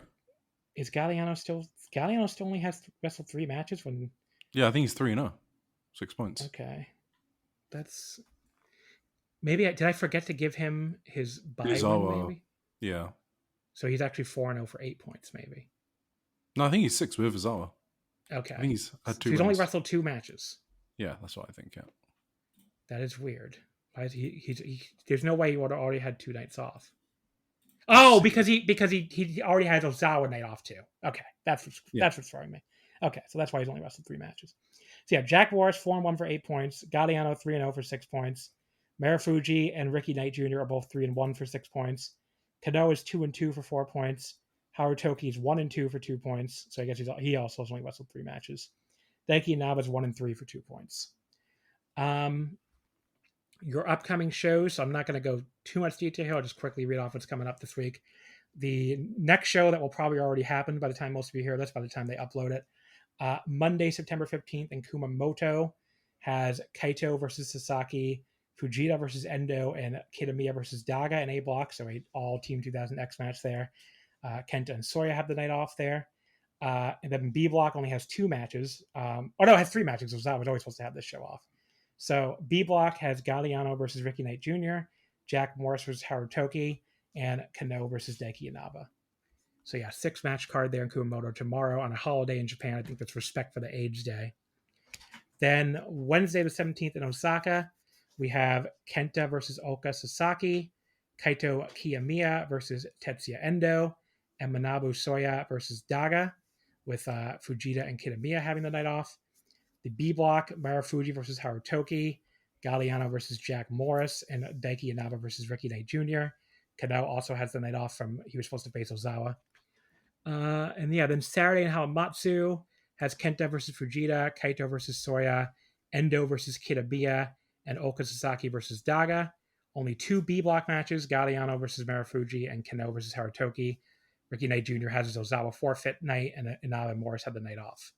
So then Sunday the 21st, the last block night, has Kenta versus Endo, Kaito versus Daga, Soya versus Oka, Fujita versus Kitamiya, Daiki Inaba versus Haritoki in B block, Marufuji versus Ricky Knight Jr., and Galliano versus Kano.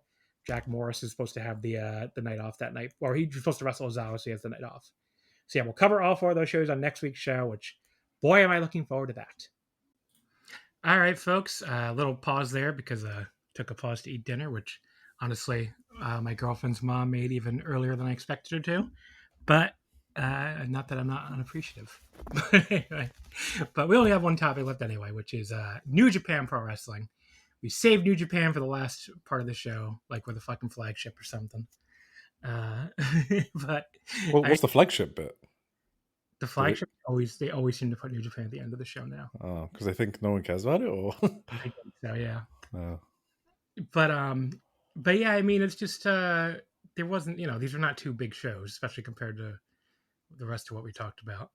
But we did have 2 Korakuen shows this week, and I wanted to at least talk about them because it's been a while since we talked about New Japan on this podcast now, since they've been mostly off since the G1 final. There was that one, the one Blue Justice show I didn't watch. I think that was the only other televised show since the G1 before this. But yeah, the Friday show, September 12th, was Shinichi Champion Presents Event from Korakuen Hall. This was a pay-per-view on New Japan World, so it did cost extra money. You could find it elsewhere too. I just paid it. I don't want to fuck around with pirate sites when I could just watch it on New Japan World. Not that big a deal to me. This show did a sellout crowd of 1,517. So, excuse me. So this was like a very weird show, I think, especially if you're not familiar with Shinichi Champion. Are you familiar with Shinichi Champion? I know what it is because I looked it up. Yeah, I mean, I've seen like little segments from it before on Twitter and stuff. It's not like I ever watched it or anything. But yeah, for people who don't know what it is a like a TV Asahi variety show. It's the best way to describe it. Like they just do little talk show segments. We got an example of one of the running well, actually we had a few examples of the running segments, but like there's a running segment they do where they like the girls get together to rate the wrestlers on how handsome they are, which they turn into a match. And there's another running segment they do with Tenzan Sensei, Dr. Tenzan, like giving people prescriptions, which I think almost always ends up being just doing sit-ups like they're in the dojo, which we got a live reenactment of that here, which I could tell people had no idea what was going on there. But yeah, this was because this show has been on for, I believe, exactly 5 years now. So the Shinichi champion host, Mitani Sumugi, who's a TV Asahi announcer. I guess she's also a bit of a minor celebrity in general because she does appear on like other Japanese like variety shows, apparently. But yeah, she introduced us to the show, and she announced that the program has been renewed for a 6th year. So they will be continuing the show. So that's cool. The Japanese fans, I thought in person, I mean, the entire undercard was mostly comedy, as we're going to get to. So it was a very DDT-esque show where like the undercard was all very Japanese comedy. That was probably a little hard to follow unless you were looking at the New Japan Global account, which did try to explain some of it, but not all of it. And the main event was completely serious and was one of, it was New Japan's best multi-man tag of the entire year, I think. So it was a very weird show where you got, like I said, nothing but comedy on the undercard, and then a main event that was completely serious and awesome. So the crowd who was there seemed like they were having a really good time with it. I mean, it seemed like it was like a party in the building. You know what I mean? Yeah, like most DDT shows. Yeah, pretty much. But yeah, they all seem very pumped to be there in general. I assume that because this show sold out way in advance, apparently, like it was already almost sold out just from the fan club. So I assume you had like a lot of very hardcore New Japan fans / regular viewers of the show, because they all seem to know everybody and seem to know all the bits. So I assume that's who this appealed to. But it was a very female heavy crowd too, which again speaks to the variety show being female hosted and, being like more about personality profiles and stuff like that. And I felt, not trying to say women can't love the matches and stuff, but I just felt like this was almost a woman aimed show in a way. And obviously having the woman host it and having, we had multiple segments with, with other women too, as we'll talk about. So yeah, it felt like it was leaning into that element of the fan base, which was cool. The opener, the gimmick here was Kojima and Honma were the commentary team. And, obviously Honma is like really playing up his voice even more than he usually does for doing the commentary, and the crowd got a kick out of it because they did the commentary over the house mics too, so the crowd could hear it, which got a little annoying. I mean, it sounds weird when you're watching on TV. Thankfully, this was the only match they did that for. I was worried they were going to do it the entire night or something, but it was just because of the Kojima and Honma commentary gimmick, so the people in the building could enjoy it. But yeah, the match did go pretty short anyway. It was Yuji Nagata, Yoshihashi, and Katsuya Murashima defeating Togi Makabe, Toru Yano, and Shoma Katao. Yoshihashi submitted Kato in 5:35 with the butterfly lock.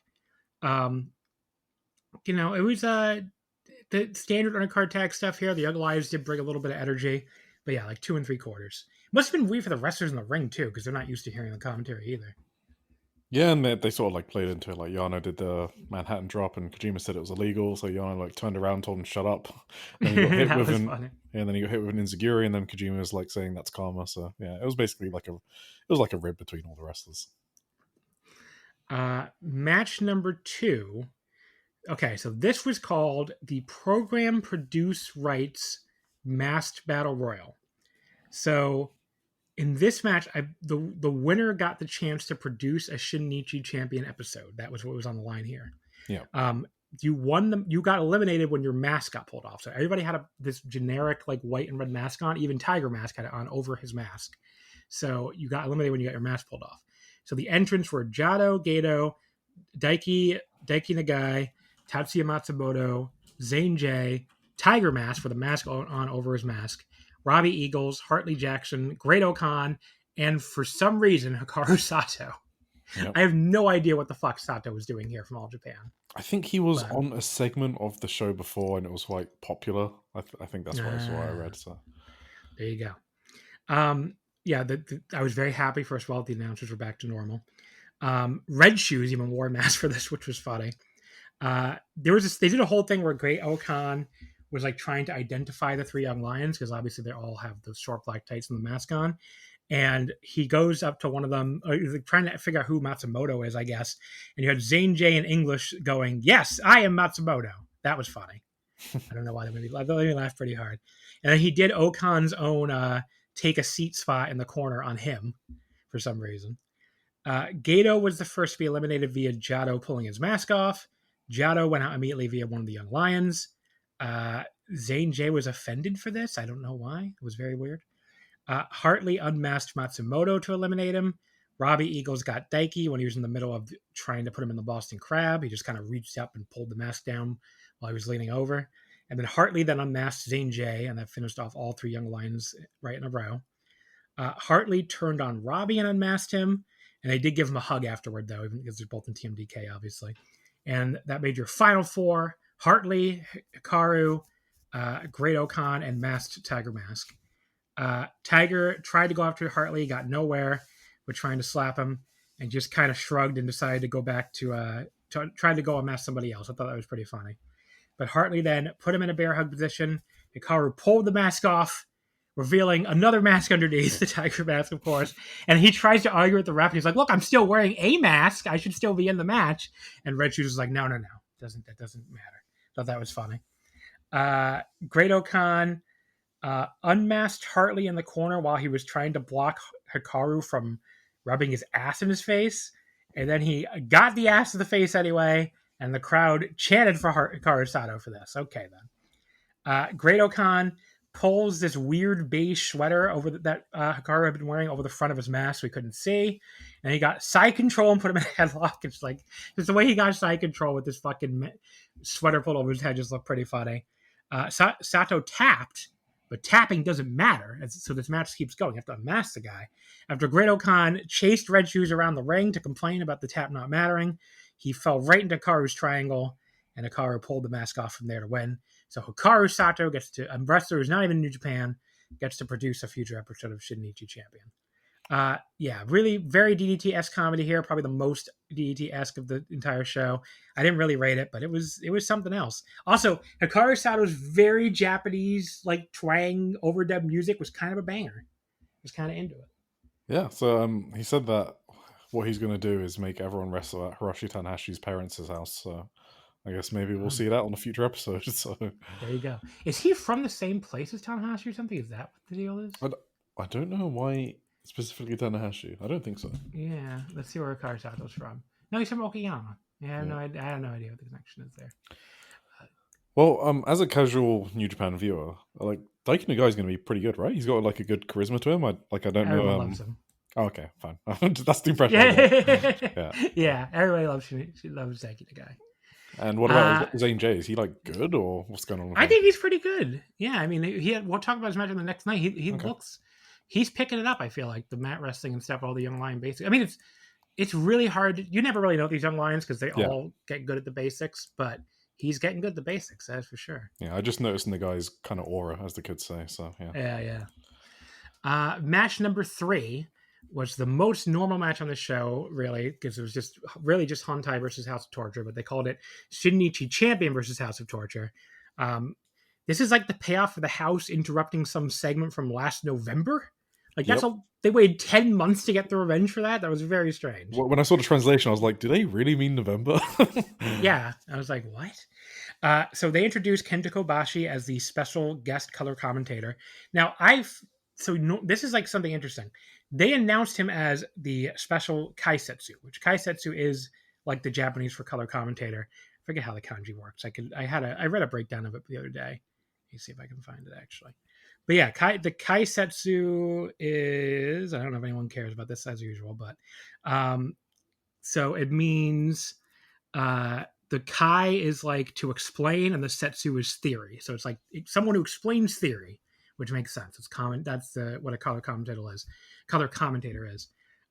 The play-by-play, by the way, is called Jikyo, which is Jitsu, which is like real, and Kyo, which is condition. So it's someone who describes the real condition.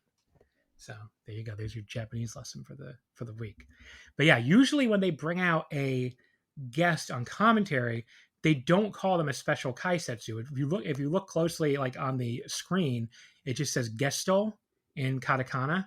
So I guess Kobashi was the special Kaisetsu because he's, like this retired legend, and that's, kind of his role now.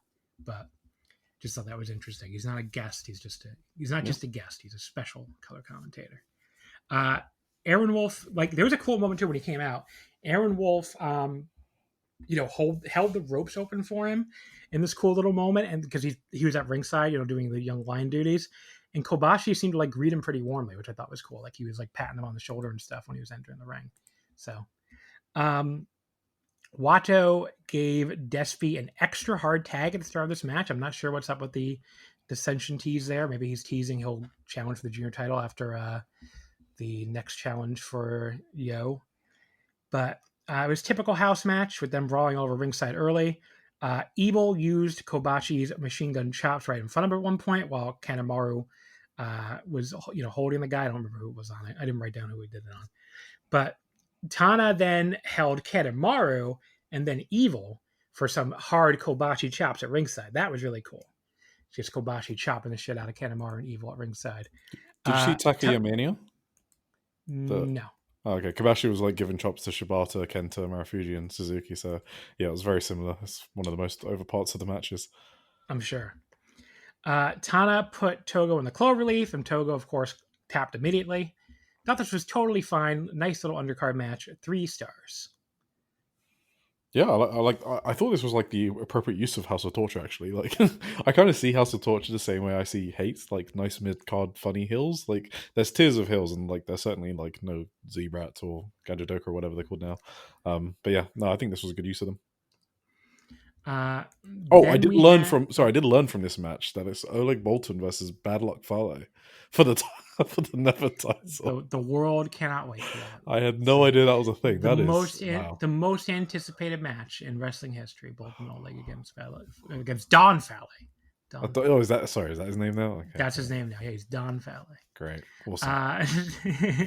Then we had the Ikemen Battle Royal. So there's a popular recurring segment on Shin-Nichi Champion with the host, Mitani, the popular commentator / weather girl, Miki Matoi, and various guests, including the likes of Peter and Miho Abe, where they debate the handsome merits of various members of the New Japan roster. So this Rumble was scheduled to have 4 wrestlers that they nominated, and then also Hiromu put himself in for some reason, and Gabe Kidd was also later added. So we did start out with like Rumble entrants. So ELP was picked by Miki, who's the weather girl that you see on commentary a lot. Sho was picked by Peter because she's a heel, I guess. Mitani picked both Yasuda and Gabe. So the young lion Masutara Yasuda. And then somehow Hiromu and Yo also ended up in it too for reasons I did not see explained. But all 3 girls were in the ring before the match talking, and then they all sat down at a table at ringside. So Hiromu comes out first. He's wearing makeup. Like he's wearing actual fucking. He has like these long lashes. He has lipstick and eyeliner and everything. So and he looked very well. Okay, so one of the announcers goes, "Ikemen desu ne?" Like he sounds confused, like handsome ? And then Milano goes, "Sexy," which I thought was really funny. Milano was like, Milano knows what he likes, I guess. But yeah, then Hiromu like fucking feels up Aaron Wolf at ringside like he's Goldust or something. And Aaron Wolf was like trying so hard not to laugh, and he completely failed. So Hiromu was the first entrant. Sho was supposed to be the second entrant in this Rumble style match, but he comes out wearing a mask, hiding his handsome face because he hates Shin-Nichi Champion. And he tells the ring announcer that he just refuses to wrestle in this, quote, country hick rumble. Why is it a country hick rumble? I don't know. He always just says that, though. So he should just play the next guy's music, and he storms to the back. They cut to the 3 girls after this, and the look on Miki and Mitani's faces was so fucking funny. I took like a screenshot of it and tweeted it. You should look on my Twitter for it because they both, like, Miki had this face like, excuse me, and Mitani had this face like she just couldn't believe it. So it was very, very funny facial reactions. Peter just looked amused because she loves she likes heels, so she likes that he'd healed, I guess. But yeah, Yo came out. Yo at that point comes out dressed as a doctor, and he's chasing Sho from the back with a stethoscope, and then also unmasks him. And the bell rings at that point, so I guess that we're gonna have 3 people start here. And Hiromu just like sits in the corner doing like lazy, sexy poses or something, while Yo and Sho fight, kind of. I don't know how to describe it. The fourth entrant is Yasuda. He's dressed normally, but he's carrying a bottle of sake, I guess as a gift for the girls. I don't know. But he gives it to Yo instead, who drinks some of it. And then we get Yo starts trying to act like he's going to spit it in Sho's mouth. Yasuda pushes Yo and Sho together, so we get a Roppongi 3K kiss, I mean, for the real Pujoshi fan service. And boy, did they love it. They really loved it in the crowd. Have people like figured out how to draw women to wrestling yet? You just have guys kiss. Like it's 100% hit rate. It does work. And he drop kicks them both off the apron and out. So Yasuda eliminated the former 17-time IWGP Junior Tag Champions by himself. Really good for Young Lion there. ELP is fifth. He's just in his normal outfit with no props or anything. Why start being interesting now, ELP, right? I guess that's the thought there. Yasuda, just house of fire, ends up elbowing Hiromu out at this point. And then Gabe Kidd is sixth. Also no special outfit or anything. He was probably too busy studying up on his AEW storylines to prepare anything. ELP wants a kiss, so Gabe bites his lip instead and throws him out. That was fucking funny. Yasuda tries to immediately dump him from behind, and almost succeeds, but Gabe pile drives him. Joshi is going to eliminate Yasuda. The countdown starts again, even though we supposedly had all the entrants. And then Shingo comes out as a mystery entrant. Gabe telling him, Gabe going like, Ikemen Janai, like, you're not an Ikemen. You're not handsome. That was really funny, I thought. He's just like, you shouldn't be in this match. Shingo ends up cactus clotheslining both he and Gabe out at once, and that makes Yasuda the winner as he lays there dead on the apron, which was funny. And meanwhile, Gabe and Shingo kept brawling all the way to the back. I thought this was really enjoyable. I went 3 1/4. Had a lot of fun with it. Yeah, I like this a lot. Of course, the Booker's favorite one, though, because I think Yasuda was Mitani's favorite, right? Oh yeah, that's true. Yeah, there you go. She booked her favorite to win. That is true. Yep. So once being the Booker's favorite always pays off. As well. Backstage, Romeo was upset that no one was actually Ikemen in there. So he said he wanted a J-pop group, Timeless or something. He said he wanted them to come in instead. So who did? Hiromu. Oh, okay. There you go. Then we got a special presentation of Dr. Tenzan. This was something else. So you can read the full translation of the segment on the New Japan Global Twitter account. But basically, there was a pre-taped part where apparently, I guess, in the last episode of this Tenzan Sensei reoccurring segment, Dr. Tenzan got addicted to pachinko. He could no longer perform his duties. So they were trying to fill in. Who was trying to fill in for him? I'm trying to remember. I didn't write it down. Oh, I don't remember. Someone was trying to fill in for him to help Yo, but nobody could do it except Tenzan Sensei. And then he shows up looking like a zombie, but they managed to get him motivated again. And then they cut to the ring where Tenzan Sensei sees various members of the roster to hear about their problems. And his prescription for all of them is to do a bunch of sit-ups. So the funniest one, when Tanahashi came out and was like, I can't get abs again. And Tenzan was like, well, do sit-ups. I'm like, okay, that one actually makes sense. But then Milano comes out and is like, everyone I praise turns bad and joins the House of Torture. And he brought up Evil, Sonata, Doki, and even Chase Owens. And he's like, what should I do? And Tenzan's like, do some sit-ups. And I'm like, well, that doesn't make any sense, but okay. I don't get the Murashima one. He said that there's a cockroach in his room, called G or something. I don't know if that's a Gedo reference, or he said he can't sleep in the dojo dorm, and then Yo just gave him sit-ups. I didn't get that one. Yeah, I didn't get that one either. Yeah, Maybe the cockroach is supposed to be Gedo. Who knows? Match number 5, the main event. And again, after all this wacky comedy, they just had a 25-minute, completely serious Generation Crash 8-man tag. Ryusuke Taguchi was in this and wrestled the serious match of his life. He didn't do any comedy in this entire match. It was so bizarre. Yeah, it was Zack Sabre Jr., Tomohiro Ishii, Taichi, and Ryusuke Taguchi defeating Shota Umino, Yui Uemura, Ryohei Oiwa, and Kosei Fujita when Ishii pinned Oiwa in 25-25.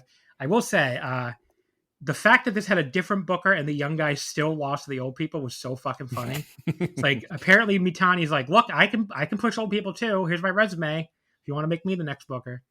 But yeah, there was some cool stuff here. The young guys especially were not getting along. Like Fujita, tagged in Umino with a hard chop across his chest. That was awesome. Awesome.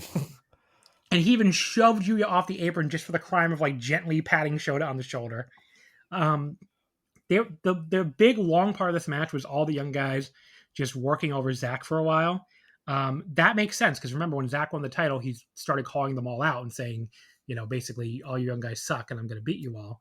So, that's that they all went after him. That made sense. We got a Zack to Taichi hot tag, just like the old, I guess they didn't do that many hot tags because they were heels, but still, Dangerous Techers callback. Taichi cleans house on everybody and yanks off the pants. It's fucking awesome. We get a sick Zack Taichi double team, Nodowa Otoshi / backdrop suplex with Umino landing right on the back of his neck. That looked like it sucked for Umino, but it looked awesome. Just crazy all action stretch run. They just do move after move after move. Taichi and Ishii ultimately hit the Black Mephisto Brainbuster combo on Oiwa for the pin. The best multi-man New Japan tag, and I don't even know how long. If you're not into Japanese comedy, you the listener, and you're wondering what to watch, you absolutely, whatever you do, you have to watch this main event. This was 4.25. Awesome fucking match. Yeah, this match was excellent. I gave it 4 stars. Fujita shined in the opener. Oiwa was amazing in the closing stretches, like especially when he was going back and forth with Ishii. There was like a sick assisted Chaos Theory. Oiwa like has a moveset that I fucking love, just like Takesha's, I guess. Fujita was great in this match. I wanted to ask you, is he just destined to be in the junior division forever, or can he move up? I don't know. What's the idea? I feel like he can move up eventually. I feel like people make too much out of this. Small people end up in the heavyweight division all the time. Yeah, because he needs a fucking rocket push. He is fucking amazing. So, yeah, no, I love this match. Zack was awesome. Like when he was like beating up all the young, all of the younger guys like one by one. Like I think he just, I think first it was he just gives like a fuck you lariat to Umino, and then a fuck you to Urumura's arm. And then there's Zack and Ishii double team on Oiwa. Yeah, all great. So there you go. I would say very enjoyable show. I enjoyed the hell out of this like weird little show. They should just give her the book. Give the variety show girl the book. What's her name again? Mitani. Give her the book. Yeah, Mitani Sumugi. Give her the book. Why not? Yeah, at the end, I think she said, like, if you're not a heel, like, please stay and close the show to say the closing thing. And then Taichi leaves, and then he gets reminded that he's Hontai, so that he has to come back into the ring. So I thought that was funny. Yeah, he just forgot. I think they're going for the tag titles, Umino and Urumura. Well, they seem to be hinting at it backstage, at least. Well, the next shot is going to the Knockout Brothers, so... Yeah, maybe after that. They weren't on this show, because they don't do funny stuff, I guess. I don't know. The next night was Road to Destruction at Korakuen Hall, September 13th, a normal New Japan Korakuen that you can watch on New Japan World. This did a surprisingly good attendance. So every time I would check this show, the attendance was really looked like it was going to be really bad, like they weren't selling at all. But they ended up at 1,492. I'm going to go ahead and give the variety show people the credit, because I'm going to say everybody got very excited about New Japan after that show and decided to go buy tickets for the Saturday show. So. I have no idea how they had that number for this card. Yeah. The show opened with Tatsuya Matsumoto and Zane J going to a 10-minute time limit draw. Matsumoto, of course, for people who don't know, he's one of the newer young lions. He only just debuted, I think, a couple months ago, right? I think. How many young lions are there? There's just like 5 or 6 now, I think. Oh. Matsumoto, let's see what he debuted. I feel like he debuted really recently. Maybe I had this completely wrong. Yeah, June 18th. So yeah, it was only a few months ago. But yeah, Matsumoto debuted, and Zane J came over from America around the exact same time. And then you still have Daiki Nagai. You have they're on the next match. Except Daiki Nagai. Yeah, you have 6 of them. You have Zane J, Tatsuya Matsumoto, Katsuya Murashima, Masataro Yasuda, Shoma Katao, and Daiki Nagai. So, yeah, the Young Lion ranks are pretty crowded right now. I mean, it makes sense because we kept hearing for a while that the dojo was really crowded. So I think there's still even some more waiting to debut. And some of them came from that reality show they did with Okada. I can't remember who it was. But yeah, they do have a crowded dojo right now, apparently. So they are still churning out plenty of wrestlers. It's funny because there's some. I was talking about this a little bit in the Voice Wrestling Slack the other day. There's some dojos that just churn people out like crazy nowadays, and there's some dojos that never graduate anybody. You know? Yeah. I mean, like the New Japan Dojo, the Stardom Dojo, the Dragon Gate Dojo, the DDT Dojo, they all do a really good job. And like the All Japan Dojo, the Noah Dojo. I mean, obviously, what really happened tragically to Taishin Nagao, but like they're even putting that aside, there's just very few graduates coming out of those dojos these days. Yeah, and they're recruiting again at the end of the year, so. Yeah, it's just very weird how few they get compared to the other promotions. Even some small, like it sort of makes sense that New Japan and Stardom would be doing a really good job at that. But like Marigold, graduates people too, and they're not that big. Tokyo Joshi seems like they still bring people through, but it's weird that like even like Noah's owned by the same company as like Tokyo Joshi and DDT, and they can't seem to get people through their dojo the way those two can. So yeah, I think they've got like 3 trainees that have been around for ages. Yeah, there's 4. Oh, there's actually there's 3 that are named, and then there's 3 unknown ones for Noah. But yeah, I don't know when they're actually going to graduate. Yeah, like get them on these fucking shows already. It's very weird. So yeah, the opening match, Matsumoto and Zane J went to the 10-minute time limit draw. This was a fun little Young Lion battle. It featured their typical, very strong mat wrestling. 3 stars. I thought they both looked good here. Oh yeah, I didn't watch the first few matches. Okay, no problem. You could just tell me the first match you watched. The Gabe Kid Shingo preview. Okay, so I'll talk about the rest of these very quickly. Match 2, Togi Makabe, Tomoyaki Hama, and Tiger Mask defeat the all Young Lion team of Yasuda, Murashima, and Shoma Kato. Makabe pinned Yasuda in 7:43 with the King Kong Lariat. You didn't miss anything here. Although, so Makabe, he took 2 bumps immediately before the bell even rang to the Young Lions off a combo shoulder block and double suplex. That is like as many bumps as usually takes an entire match. And so I was like, what the hell's going on? Makabe took 2 bumps for the bell even rings. And Chris Charlton kind of said the same thing in a more kayfabe way where he was like, wow, Makabe is not an easy man to take off his feet. That's sure true. That's sure true. So yeah, very quick little match here though. Just 2.5, very average match. Was El Fantasma on commentary for these earlier matches? He was on commentary for everything, and he was horrible. He was fucking awful. He's one of the worst commentators in all. I was going to ask you if it's always this bad. Like at one point, he was talking about Ozawa getting hurt, and then he was asking like Chris Charlton, "Did that actually happen?" And then he was sort of implying that he does the same move and he never gets hurt on it. I was like, "What the fuck is happening?" Like Ozawa actually got legit injured. Why are you like trying to work it? I don't know. It's so weird. Yeah. I don't know. It's very he gets like this weird shooty thing, but it's not interesting either. It's just so boring. Yeah, exactly. Very strange. The match number 3 was Yuya Uemura, Shota Umino, and Bolton Oleg defeating Dick Togo, Evil, and Don Fale. Yuya tapped Togo in 7:14 to an armbar. The early Fale Oleg stuff was as boring as you'd expect, but Shota did come in as a house of fire. He got the crowd going a bit, and then Yuya came in and tapped Togo out with the cross arm breaker almost immediately. So short and kind of whatever. Once Fale got out of there, it was pretty fun though. So I went 2 3/4. Match number 4.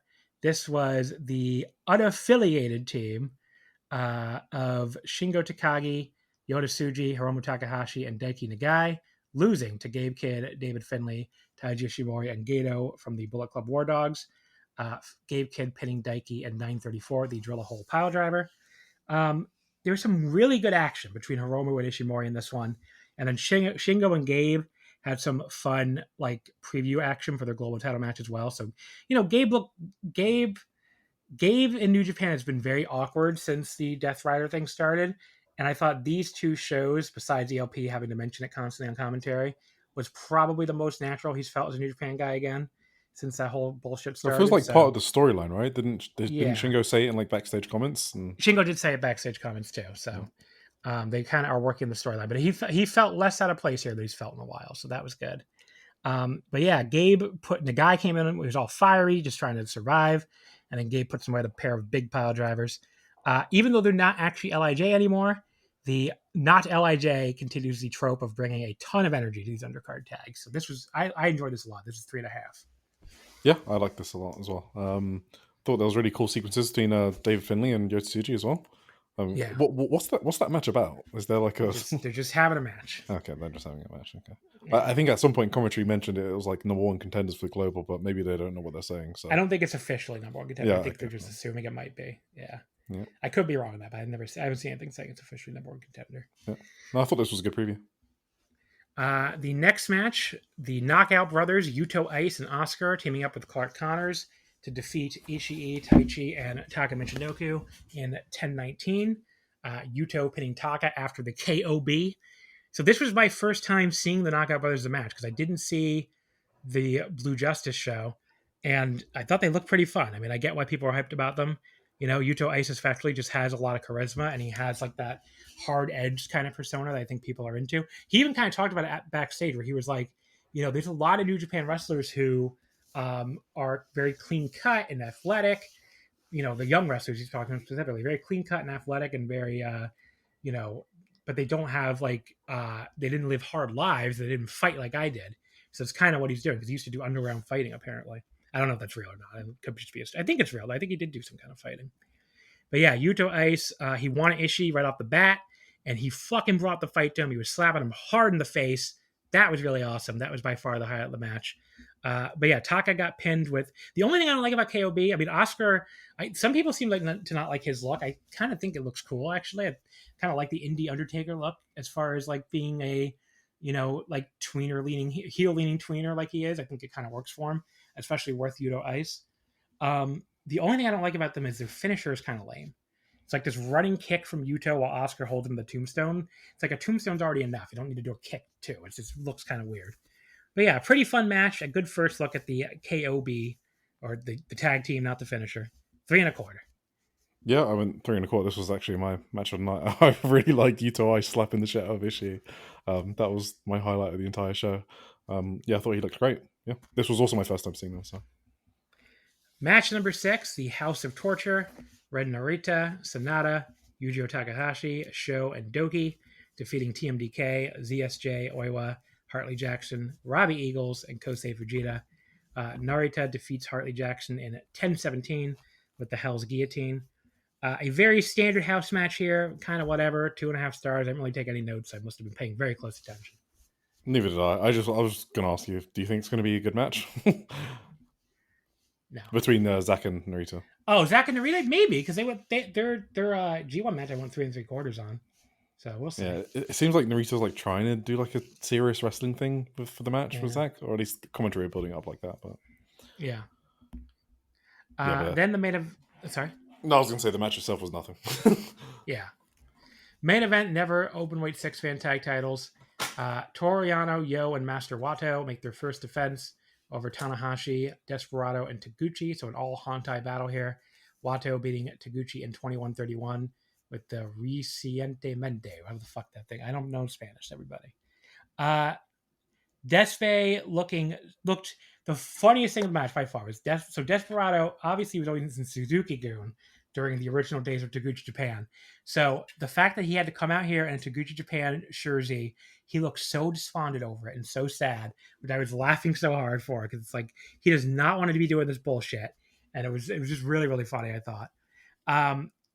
Later on, he got like really like fed up with Taguchi's play calling when Taguchi, does like this is actually baseball style, like the way he's doing like the signals. He's like waving a guy in from third to score the way a third base coach would, and he's giving signals like a manager would. So that's, if you don't know what that is baseball. I don't know if you knew that or not. But I did not know. Yeah, so it was he's doing like baseball coach style, but baseball coach mannerisms, which makes sense because Japan obviously also loves they might love their baseball more than America does now. Actually, is it the number one sport? It is the number one sport in Japan. Yeah, so they love their baseball more than we do, which is funny for America's pastime, quote unquote. But yeah, Despi, at one point he gets fed up with Taguchi's play calling, and he kicks him in the gut and whips him in the corner, only for Taguchi to reverse it anyway and send Desperado in the corner yet again. Thought that was funny. Taguchi ends up pulling his pants down, and he does these repeated butt thrusts, but he does it to his own teammate Tanahashi, who got sent in by accident. I guess he really wanted to go full comedy here to make up for the what he did last night. The only weird thing was, I thought when they pulled his pants down, we used to see more of Taguchi's ass than we did here. Not that I'm complaining, but it felt like the underwear was like particularly big today. I'm like, was there a sponsor in the building that didn't want to offend or something? It was very weird. So we got like very little of Taguchi's ass compared to other times they've done these comedy spots. You heard John. More ass Taguchi, please. More ass Taguchi. That's exactly what I'm saying. Very wacky, pretty good. 3 1/4. Nothing you need to go out of your way to see, though. Oh, I did not like this match. I thought it was far too. It was over 20. It was over 20. It was really long. It was really long. So yeah, I just also this ELP was probably the worst in this match. Actually, he just kept going on about how he has no idea who the champions are. And Yeah, he really wanted us shut to the know fuck that, up already. Yeah, he really wanted us to know that he did not know that, and he was really cool about it. He also couldn't shut up about Despe's back, and no, I thought there was some really cool moves. Like there was a nice spine buster from Despe. Yeah, there was a nice dive to the outside from Tanahashi. That was kind of nice to see. But at some point, it looked like he was gas running into the corner. But no, yeah, I did not really enjoy this. There you go. So yeah, just very skippable Korakuen. I mean, I would say, if anything, watch the not LIJ versus War Dogs match. That was good. Yeah, that's probably that's the best thing on the show. Okay, so there's your New Japan check-in. What's coming up for them? Tomorrow they have another show that's airing on New Japan World. So they're flying up to Hokkaido for their Battle Line Hokkaido tour they're doing every year now. I believe that started either last year or 2 years ago. I forgot what year that started. But yeah, the first show is from Nobili Betsu City, where they're going to have the Nobili Betsu Rambo, which I know people got a kick out of last year. So they will be doing that again in the opener. After that, it's a pretty standard like tag match show, but they do have a main event that's 2 out of 3 falls. So it's Tanahashi, Desperado, and Taguchi against Yano, Makabe, and Honma. Why that needs to be 2 out of 3 falls, no idea. But there you go. I might just watch the Rambo and nothing else, to be honest. Or maybe I'll watch the Shingo Gabe preview again, actually. Shingo, Shuji, and Daiki against Gabe, Finley, and Gato. Sounds enjoyable, I guess. Yeah, I wish we had more shows like the Shinichi Champion producer. That was pretty good. Yeah.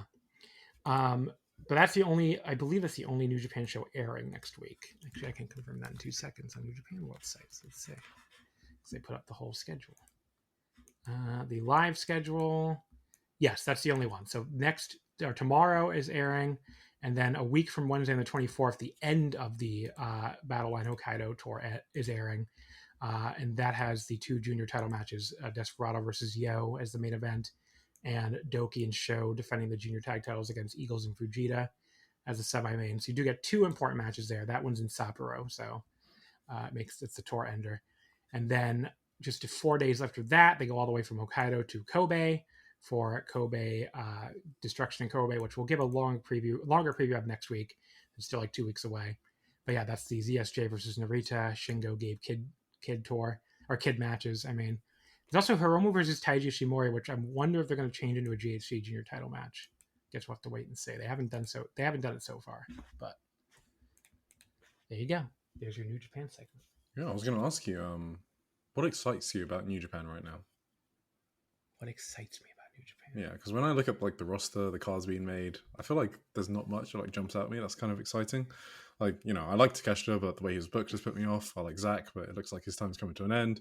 Tsuji, Oiwa, Uemura, Fujita are cool, but like, do they excite you? Like, they never do anything. Yeah, they never get to do anything. So yeah, like, I mean, no. New Japan is a promotion I watch where I know I'm going to get very good wrestling most of the time, especially like on their big shows. They're almost always going to have good matches, but the booking is really boring.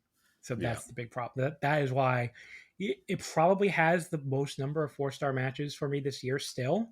And I just would never even put it close to top promotion of the year because the booking is so boring and so unsatisfying that it's just a very annoying promotion to follow. So, just so the answer was nothing. What'd you say? So the answer to my question was nothing about exciting you. not really. I mean, I'm excited to watch Shuji and Finley at Kobe because they had one of my favorite matches of the year back at the Tokyo Dome. But like, that's the answer. It's like all match quality stuff. It's not really nothing in the booking or anything. So fair enough. There you go. So there's New Japan segment. We managed to go around 3 hours again. Look at that. New day for Omakase, not going 4 to 5 hours every week, but it's a little easier when these shows are like smaller, you know? Yeah. Not when a lot of them are like the Noah nights 2 to 4. Yeah. Okay, so anything you want to... Well, you did your plug earlier. We can plug it again. Why not? Yeah, okay. I do a weekly podcast called Joshi and Around Weekly with Tim Hunter. We just talk about a bunch of different Joshi promotions other than Stardom. But we do talk about Stardom as well. But, you get your Ice Ribbon talk, maybe Diana, Evo, all of the good ones. So, yeah, just search us on Spotify and also Social Suplex newsletter as well. There you go. So next week, we'll be talking about... so I'm going to have a first-time guest, John Bivens, who's volunteered to do the episode, which will be cool to have him on. We'll be talking about the All Japan Odo Tournament Finals, which is taking place tomorrow on the 15th. So we'll be talking about that a little late, I guess, because we're recording on the following Sunday. We'll do 4 more nights of the N-1. Oh, man. Nights 5 through 8, which will be the entire... That'll be the entire rest of the N1, though, besides the final. So at least we'll Lucky John Bivens. Wow. I know. Lucky John Bivens. And then we'll also do Tokyo Joshi Wrestle Princess on the 20th. And we will do, like I said, a longer preview of the Destruction in Kobe show. So Wrestle Princess should be good. Wrestle Princess should be good. That is true. But yeah, John Bivens, he did one of the Super J-Cast episodes, I think, when World Tag League was off. So, it's cool that he's an actual indie wrestler. So it's cool to have Oh, really? I mean, I haven't had, if it's the same John Bivens, I think it is. But yeah, it'll be cool to have on like an actual indie wrestler again. Because I mean, I haven't had one on since like Gran Akuma did it a long time ago now. So yeah, I want him to break down a Zion match. So that'd be great. Yeah. So there you go. But yeah, that'll be next week. We'll do the All Japan, the 4 Noah shows, and the Tokyo Joshi Wrestle Princess, plus the Destruction in Kobe preview. So that'll be next Sunday. In the meantime, people, you can follow us on Twitter at Wrestle Omakase. Wrestling, of course, would not fit. You can follow me on Blue Sky at Just1MB. If you want to continue following along on the Blue Jays quest to clinch the AL East, I believe we only need what is our number now? Because there's 13 games left. We have a 5-game lead. So we need I think if we go 8-5, we'd be guaranteed it, right? I think. So we're getting there. We're slowly. Let's go Blue Jays. Fuck Baltimore. Jays, yeah. Although actually that's assuming the Yankees lose tonight. So I don't know. Could be back to 3/4, but fuck the Red Sox. Yeah. Well, no, we want the Red Sox to win tonight. No, let's go Red Sox. Fuck the Yankees. I mean, it's fuck the Red Sox and the Yankees, but we want the Red Sox. Except today, yeah. Except today, yeah. We want the Red Sox to win. All right, folks. Thank you as always for listening, and we'll see you again next time. Hi, I'm Andrew Rich, and if you're like me, you look at the state of modern wrestling discourse and think, wow, what a cesspool. That's why I'm here to tell you about Music of the Mat Remix.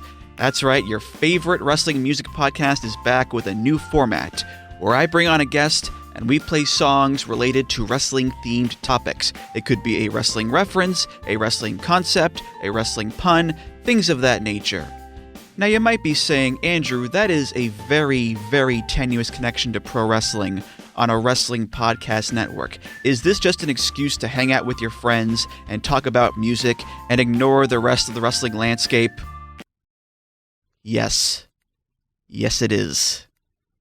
So listen to Music of the Mat Remix on the Voices of Wrestling Podcast Network, available on Apple, Spotify, or your podcast player of choice.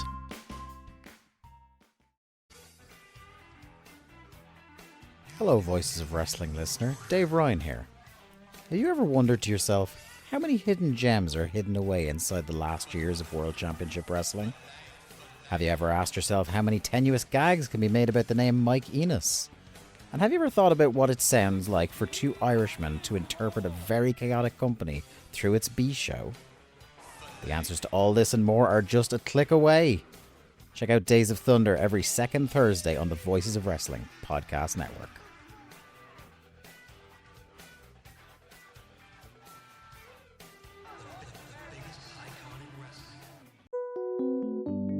Rose is your name, but when you poop it sure don't smell like roses. Your number 2 burns the hair in my nose, but we fought hand in paw. Now your poop don't stink at all. Now that the air is clear, I'll treasure your front and rear. my sweet Rose. Instantly neutralize poop stink with Poop Fighter from World's Best Cat Litter for the world's best cat. This is the story of the one. As head of maintenance at a concert hall, he knows the show must always go on. That's why he works behind the scenes, ensuring every light is working, the HVAC is humming, and his facility shines. With Grainger's supplies and solutions for every challenge he faces, plus 24/7 customer support, his venue never misses a beat. Call quickgrainger.com or just stop by. Grainger, for the ones who get it done.